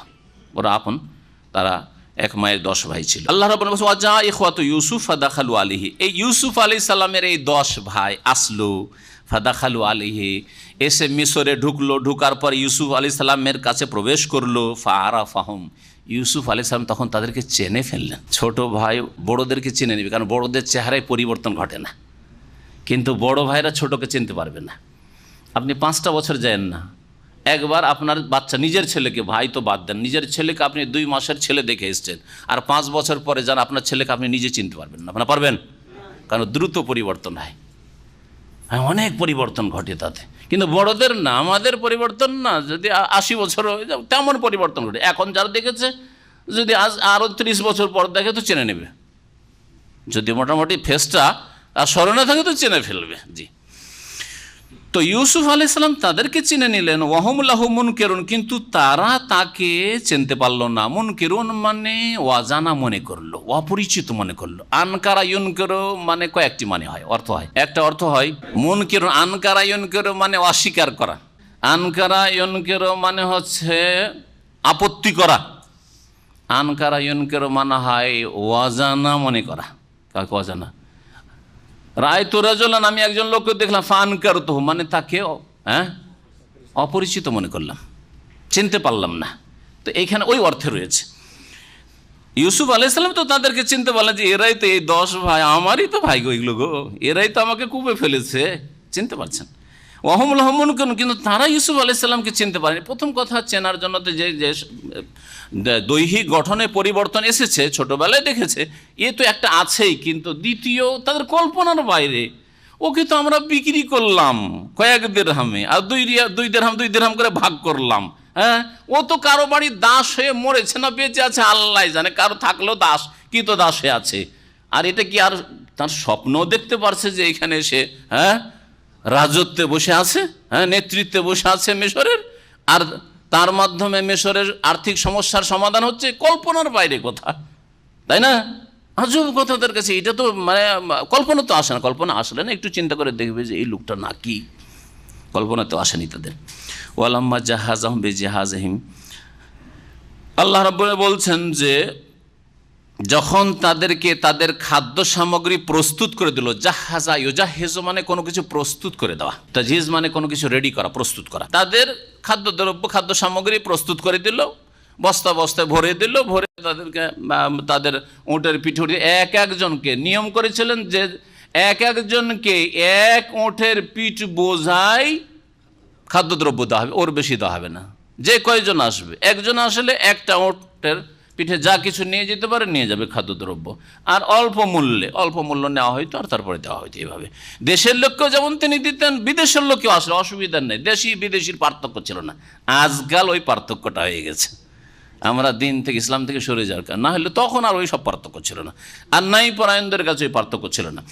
বলছেন আল্লাহ রাব্বুল আলামিন যখন তাদের খাদ্য সামগ্রী প্রস্তুত করে দিলেন, কালা ইউতুনি বিআখিল লাকুম মিন আবিকুম, নিয়ে আসিও তোমাদের ওই ভাইকে, মিন আবিকুম তোমাদের আব্বার কাছ থেকে, বা তোমাদের যে সৎ ভাই, মিন আবিকুম আর বিআখিল লাকুম মিন আবিকুম, দুটো অর্থ হইতে পারে। তো তোমার আব্বার কাছে যে রেখে এসছো, ওকে তোমার আব্বার কাছ থেকে নিয়ে আসিও, অথবা তোমার আব্বার তরফ থেকে তোমাদের ভাই মানে বৈমাত্রীয় যে ভাই ছেড়ে এসছো যাকে, ওকে নিয়ে আসিও। বাপ শরিক ভাই বলা হয়, আখুনলে আব আখুনলে হ্যাঁ, আখুনলে আব বলা হয় বৈমাত্রীয় ভাইকে, মানে বাপের তরফ থেকে ভাই, আর আখুনলে মায়ের দিক থেকে শরিক, কিন্তু বাপ আলাদা আলাদা, বৈপিত্রীয় ভাই, বাপ হচ্ছে দুটো। তো এই জন্য হয়তো এই কথা বলেছেন, তোমাদের ওই বৈমাত্রীয় ভাইকে নিয়ে আসিও। আলা তারাউন, তোমরা কি দেখতে পেলে না, আন্নি উফিল কাইলা, যে আমি মাপ পূর্ণ মাত্রায় দিই। দেখো তোমাদেরকে খাদ্যদ্রব্য যে দিলাম, এটা বড় পূর্ণ মাত্রায় মেপে দিলাম, কোনো রকমের দাঁড়ি মারি না, আর ওজনে কম করি না। ও আনা খাইরুল মুনজিলিন, আর আমি সর্বোত্তম তোমাদের আতিথ্য পরায়ণ বা আতিথ্যকারী। তোমাদের মেহমান নওয়াজি কত সুন্দর করলাম, ভালো জায়গায়। তাফসীরকাররা বলেছেন যে প্রত্যেক 2 ভাইকে একটা করে রুম, থাকার ব্যবস্থা, খাদ্যের ব্যবস্থা, খাওয়া দাওয়া করো, থাকো, 2 জন এক রুমে, 2 জন এক রুমে। তার 10 ভাই এসেছিলেন তারা, তাহলে 5টি কক্ষ তাদেরকে দিয়ে দিয়েছেন। জি, দেখো কত সুন্দর তোমাদের আতিথ্য করলাম, আর পূর্ণ মাত্রা তোমাদেরকে খাদ্যদ্রব্য দিলাম, সুতরাং ওই ভাইকে কিন্তু নিয়ে আসো। ফাইনলাম তাতুনি বিহি, যদি আমার কাছে ওই তোমাদের বৈমাত্রীয় ভাইকে না নিয়ে আসো, ফালা কাইলা লাকুম, তো জানলেন কি করে যে ভাই আছে?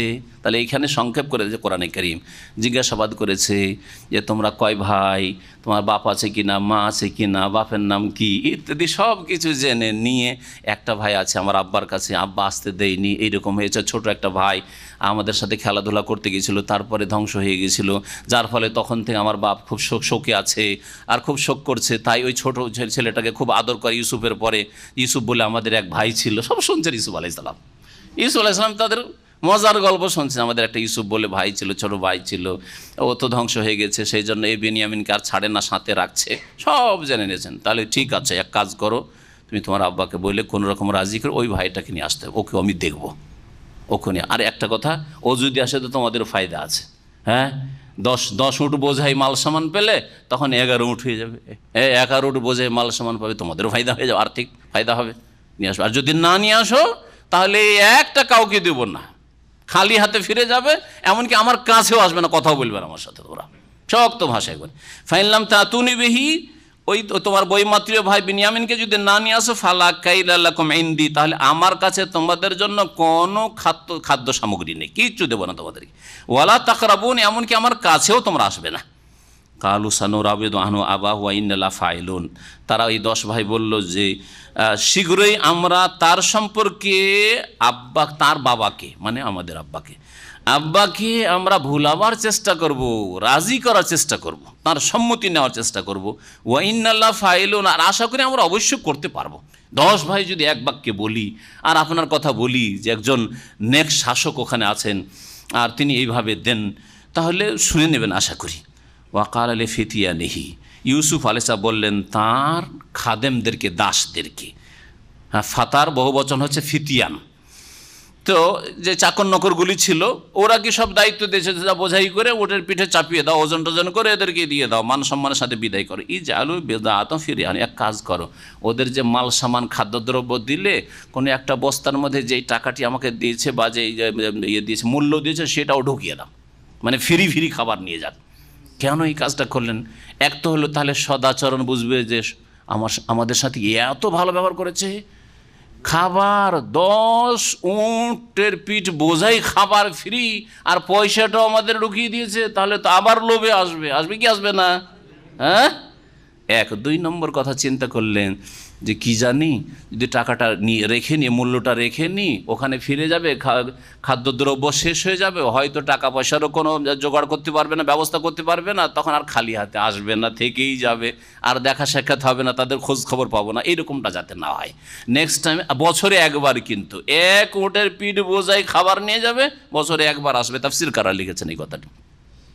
এইরকমই নিয়মটা ছিল দেশবাসীদের জন্য, যে দেশবাসীকে প্রত্যেকে 1 উটের পিঠ বোঝাই খাবার দেওয়া হবে, একটা বছর চালাও, 7 বছরে 7 উটের পিঠ বোঝাই খাদ্যদ্রব্য তোমাদের দেওয়া হবে। যাই হোক, আগামীতে যখন আসবা তোমরা, তখন ওই ভাইকে নিয়ে আসবা, এই তো ফিরিয়ে দিল, আর ওদের যে টাকা পয়সা যেটা মূল্য দিয়েছিল সেটাও গোপনে তাদের বস্তার মধ্যে ঢুকিয়ে দেওয়া হলো।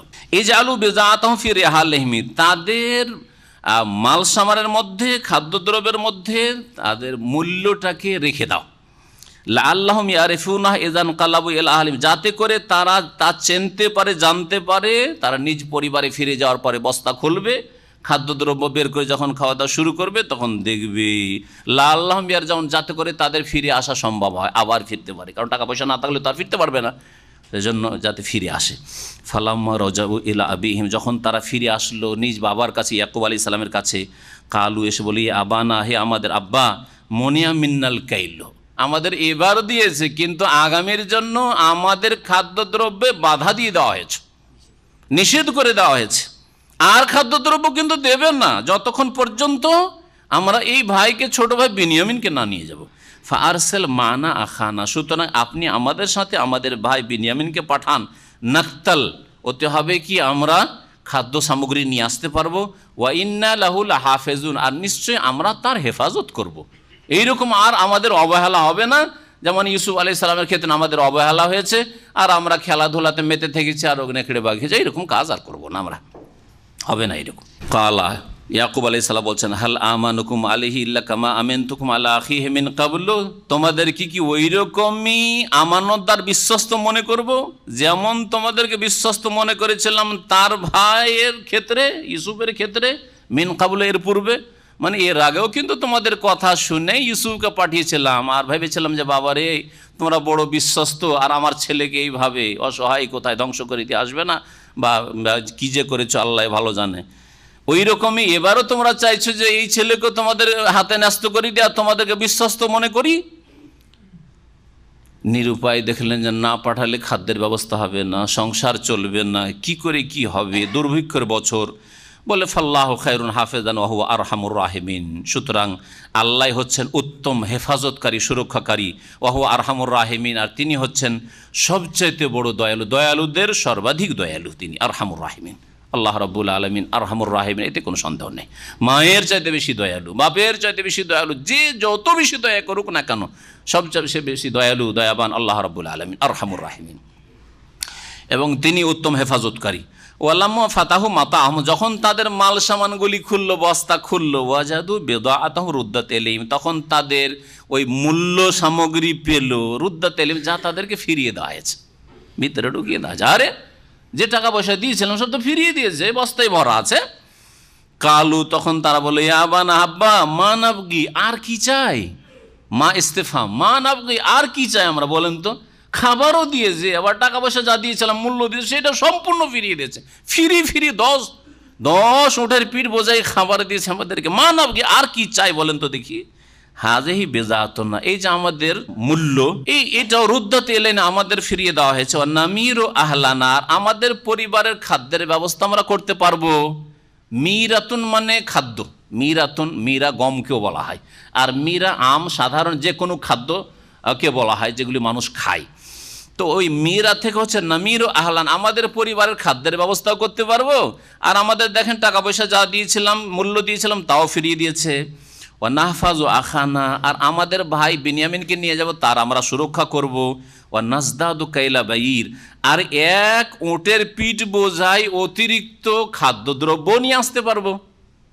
কাইলা বাইর মানে উট। তো যদি আমরা 11 ভাই হয়ে যা, 10 ভাই গিয়েছিলাম, এবার 11 ভাই যাব, তো 11 উটের পিঠ বোঝাই মাল সামান নিয়ে আসতে পারবো, তারও লাভ হইলো, চারিদিকে লাভ আল্লাহ। জালেকা কাইলুন ইয়াসির, কারণ এটা হচ্ছে কাইলুন ইয়াসির, অল্পই খাদ্যদ্রব্য। 10 উটের পিঠ বোঝায় আমাদের এত বড় পরিবার সংসারের জন্য যথেষ্ট নয়। এই তাফসীর করা হয়েছে কাইলুন ইয়াসির। কালা, তখন ইয়াকুব আলাইহিস সালাম বললেন, উরসিলাহু মাআকুম, তোমাদের সাথে আমি অতক্ষণ পর্যন্ত পাঠাবো না এই ছেলেকে, হাত্তা তুতুনা মাওসিকাম মিনাল্লাহ, যতক্ষণ পর্যন্ত তোমরা আল্লাহর পক্ষ থেকে আমাকে ওয়াকাট্য প্রতিশ্রুতি না দেবে, অঙ্গীকারবদ্ধ না হবে, শপথ না করবে। ইল্লা আন ইউহাতা বিকুম, তবে তোমাদেরকে যদি চারিদিক থেকে ঘিরে ফেলা হয়, অবরুদ্ধ করা হয়, এমন হামলা হইল যে 10 ভাই তোমরা সবগুলি মারা গেলে, সেটা আলাদা কথা, তখন আর কিছু বলার নাই, কিন্তু তোমরা বেঁচে ফিরে আসবে আর আমার এই ছেলে বিনিয়ামিনকে আবার হারিয়ে আসবে কোথাও, এইটা চলবে না। এই ওয়াদা করো, শপথ করে, কসম করে, তাহলে আমি পাঠাতে পারি।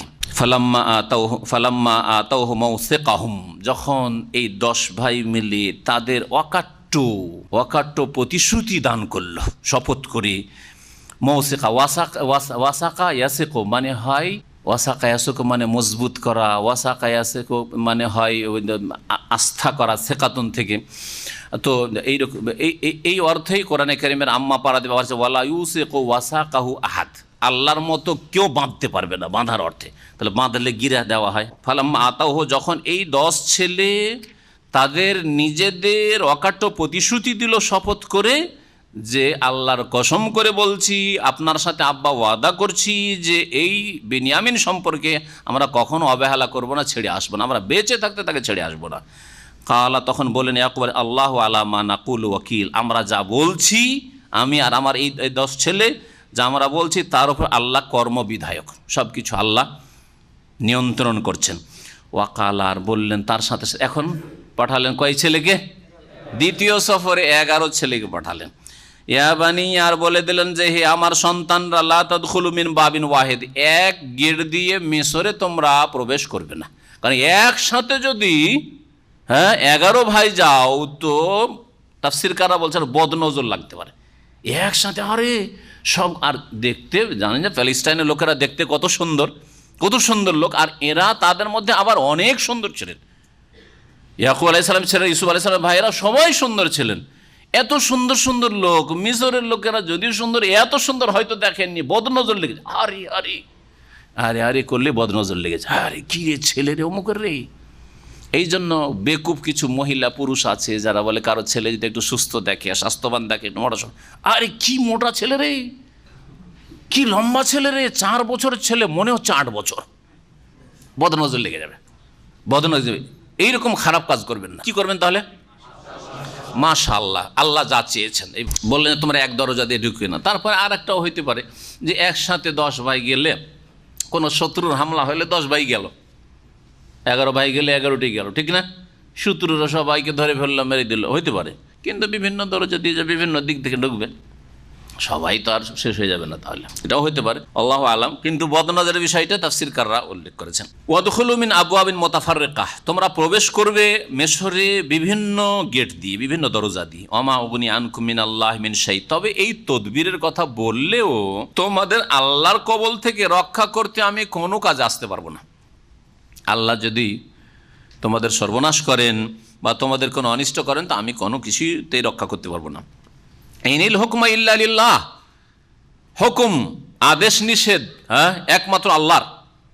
আলাইহি তাওয়াক্কালতু, তার উপরে আস্থা ভরসা করি। ওয়া আলাইহি ফালিয়াতাওয়াক্কালিল মুতাওয়াক্কিলুন, সুতরাং তার উপরে যেন আস্থাকারীরা আস্থা করে, ভরসাকারীরা ভরসা করে। ওয়ালাম্মা দাখালু, ভরসা হচ্ছে অন্তরের বিষয়, আর কাজকর্ম তার পরিপন্থী নেই। কাজকর্ম তদবির প্রচেষ্টাও করবেন, আর অন্তর আপনার আল্লাহর উপর ভরসা করবে। কাজ করে দিয়ে বলে আল্লাহ আমার কাজ আমি করলাম, তোমার কাজ তুমি করো, এর নাম হচ্ছে ভরসা করা। আর ভরসা মানে কর্মহীনতা নেই, কাজকর্ম করেন আল্লাহ ভরসা। চলে গেলেন যুবতী বিবি ছেড়ে দিয়ে চলে গেলেন চিল্লা শরীফে, আর বলছেন আল্লাহ ভরসা। এটা আল্লাহ ভরসা না, এটা আল্লাহ ভরসা না, এটা নাজাইজ কাজ।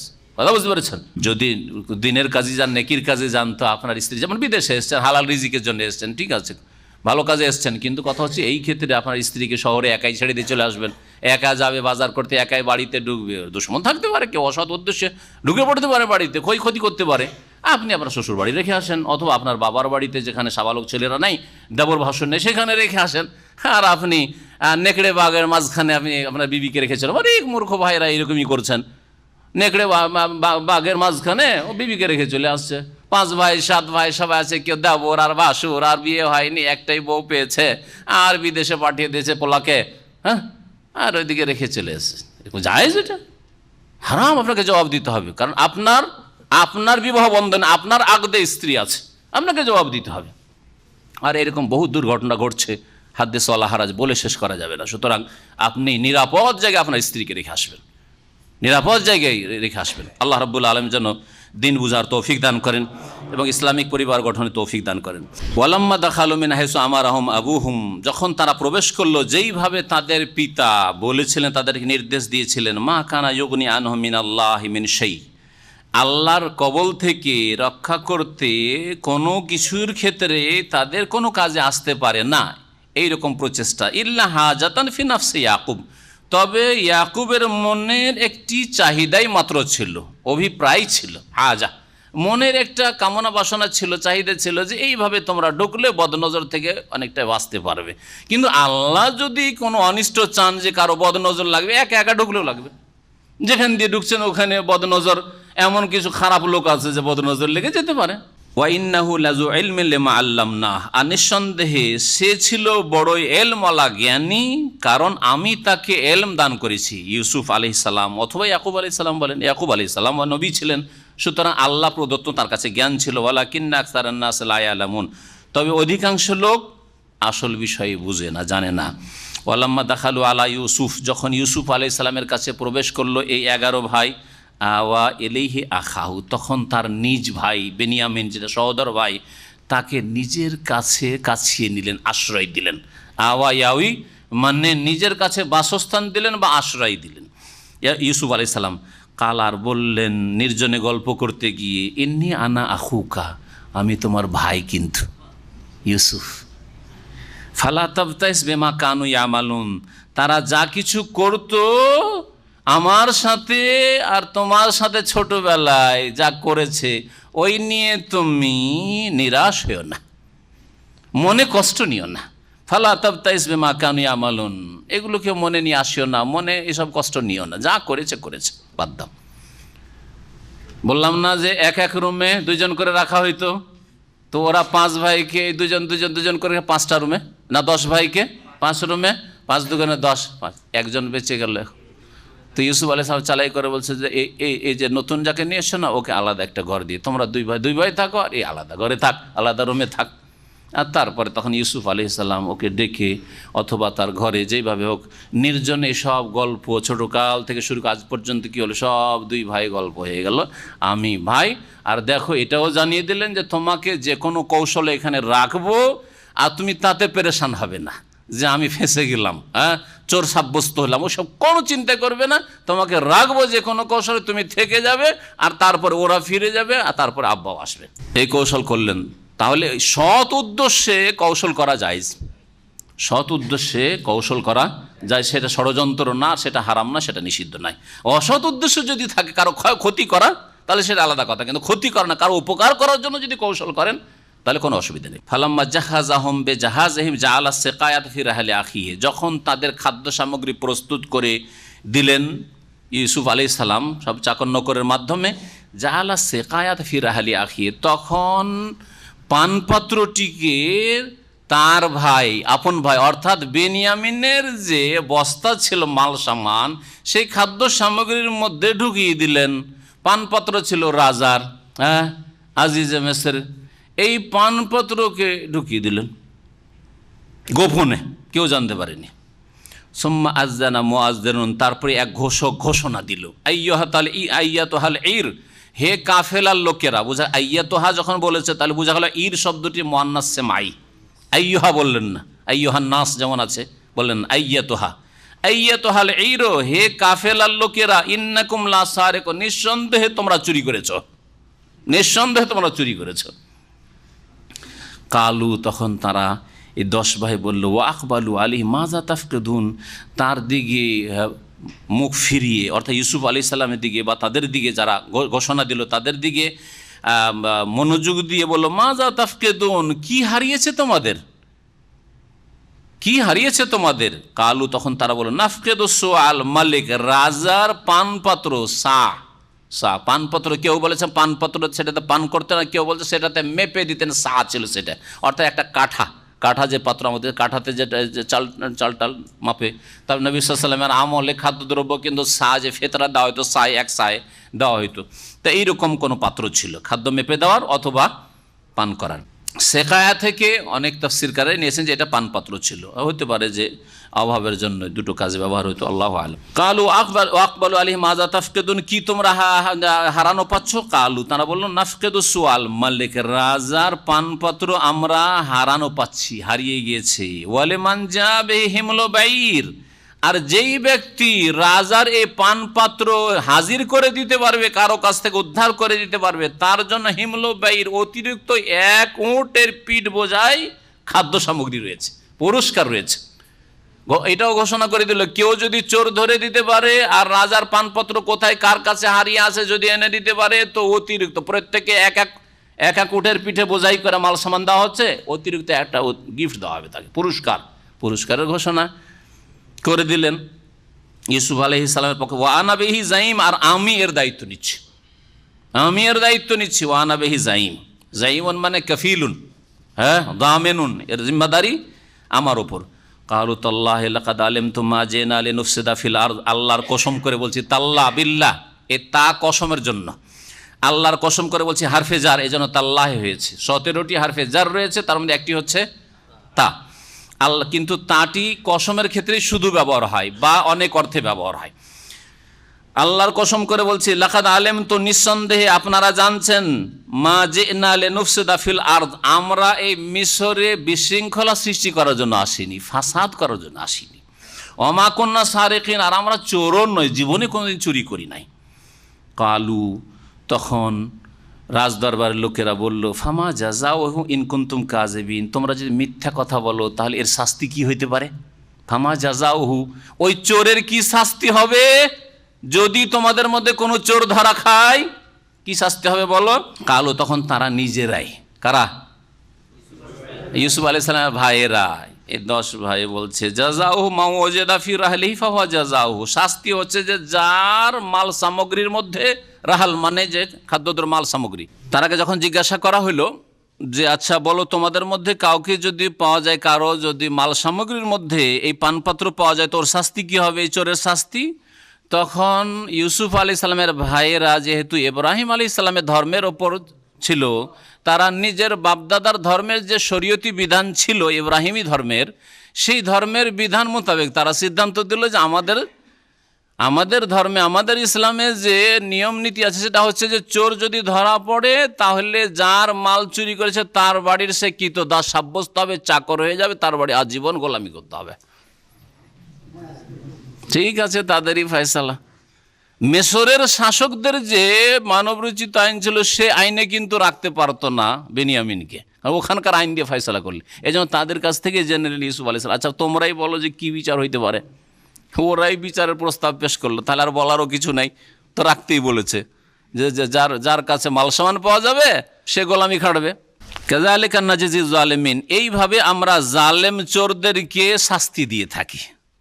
ইয়াকুব আলাইহিস সালামের ছেলেরা এই 10 ভাই বললেন যে আমরা এইভাবে চোরকে কিন্তু শাস্তি দিয়ে থাকি। ফাবাদা বিআউয়াতিহিম ক্বাবলা ওয়াই আখি, শুরু করলো তল্লাশি বিআউয়াতিহিম, তাদের মাল সামগ্রী, তাদের ওয়াউন মানে বস্তা, থলে, ব্যাগ, ওরই জমা বহু বচন হচ্ছে আউইয়া, তাদের বস্তাগুলি তল্লাশি শুরু করলো। ক্বাবলা ওয়াই আখি, তার ভাই, আপন ভাই যে বিনয়ামিন, তার বস্তার পূর্বে। কারণ প্রথমখানেই যদি বিনয়ামিনের বস্তা তল্লাশি করা হয় তাহলে তারাও সন্দেহ করতে লাগবে যে না রে কোনো ষড়যন্ত্র করেছে।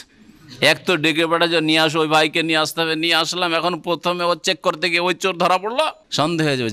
যার ফলে শুরু করেছে বড় ভাই ওই অন্য বস্তা থেকে, অন্য সব বস্তা তল্লাশি করা হয়েছে, কারো বস্তায় পাওয়া, শেষখানে বিনিয়ামিনের বস্তাগুলি তল্লাশি করে পাওয়া গেল রাজার পানপাত্রর বস্তার ভিতরে রাখাই হয়েছে এভাবে, জি, কৌশল করে। সুম্মাস্তাখরাজাহা মিন বিআই আখি, অতঃপর সেই পানপাত্রকে বের করলো তার আপন ভাই বেনিয়ামিনের বস্তা থেকে। কাযালিকা কিদনা লি ইউসুফ, কেউ বলতে পারে যে এটা ইউসুফ আলাইহিস সালাম ষড়যন্ত্র করলেন।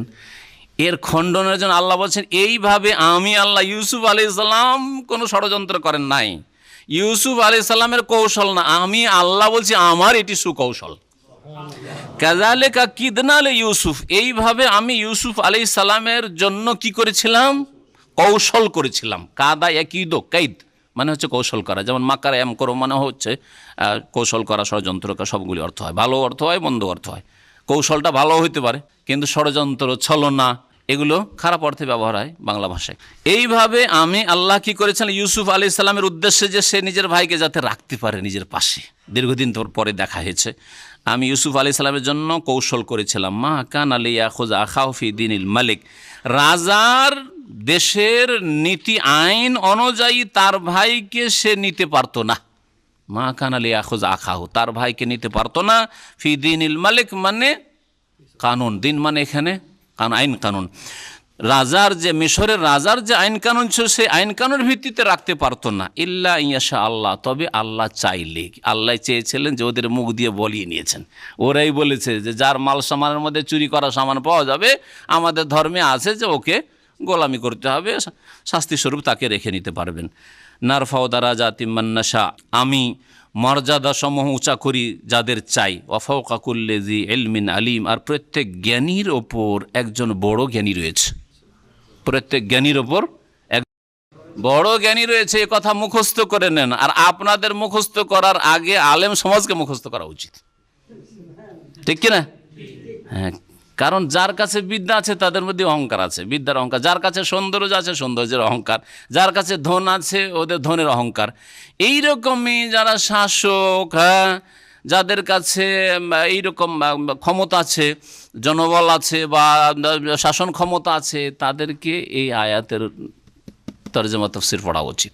প্রত্যেক জ্ঞানীর ওপর যখন মহাজ্ঞানী বড় জ্ঞানী রয়েছে, তখন প্রত্যেক পয়সাওয়ালার ওপর বড় পয়সাওয়ালা রয়েছে, তাই না? প্রত্যেক শাসকের ওপর শাসক রয়েছে, আর সর্বশেষ মহাশাসক আল্লাহ রাব্বুল আলামিন, মহাজ্ঞানী আল্লামুল গায়ুব আল্লাহ রাব্বুল আলামিন। তো দুনিয়ার মধ্যে মানুষ মানুষের চাইতে বড় বড় করতে করতে করতে সব যখন সে সারা পৃথিবীর সবচাইতে বড় কেউ, হয়তো তার চাইতে বড় কে? আল্লাহ রাব্বুল আলামিন। ফাওকা কুল্লি যি ইলমিন আলিম, প্রত্যেক জ্ঞানীর ওপর একজন মহাজ্ঞানী অবশ্যই রয়েছে, এটা মনে করবে। কেউ যদি পৃথিবীতে মানুষ জাতির মধ্যে না থাকে তোমার চাইতে বেশি জ্ঞানী, তো জানবে মাখলুকের মধ্যে যদি না থাকে, সৃষ্টির মধ্যে নেই, মানুষের মধ্যে নেই, জিনের মধ্যে নেই, মালাইকা তো নেই, এত বেড়ে গেছো, তো আল্লাহ রাব্বুল আলামিন মহাজ্ঞানী আলিম খবির রয়েছেন। এখানে আজকের তাফসির শেষ করি, ইনশাআল্লাহ তাআলা আগামী সপ্তাহে এই সূরা তাফসির শেষ করার চেষ্টা করব। আল্লাহ রাব্বুল আলামিন যেন কোরআন কারীম বুঝার তৌফিক দান করেন, কোরআন কারীম যে উদ্দেশ্যে আল্লাহ নাযিল করে সেই উদ্দেশ্যে কামিয়াব হওয়ার যেন তৌফিক দান করেন, আমল করার তৌফিক দান করেন, কোরআন কারীমের দিকে মানব জাতিকে আহ্বান করার তৌফিক দান করেন।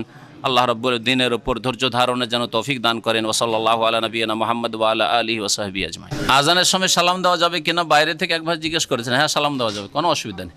নামাজের সময় সালাম দেওয়া হাদিস আছে, কিন্তু উত্তর দেওয়া যাবে না, নামাজি উত্তর দেবে না, নামাজি উত্তর দেবে কথাই না, হাতের ইশারাতে উত্তর দেবে, হাতের ইশারা করে উত্তর দেবে। নবী সাল্লাল্লাহু আলাইহি ওয়াসাল্লাম সেই হাদিস রয়েছে। তাহলে আজান আর আপনার বাথরুমে থাকলেও সালাম দিতে পারবে না, উত্তর দেবে না, উত্তর বাথরুম থেকে বেরিয়ে দেবে। আমাদের দেশে বিদ্যার্থীরা বলে খাওয়ার সময় খাওয়া দাওয়া করছে তখন সালাম দেওয়া যাবে না, এটাও ভুল কথা।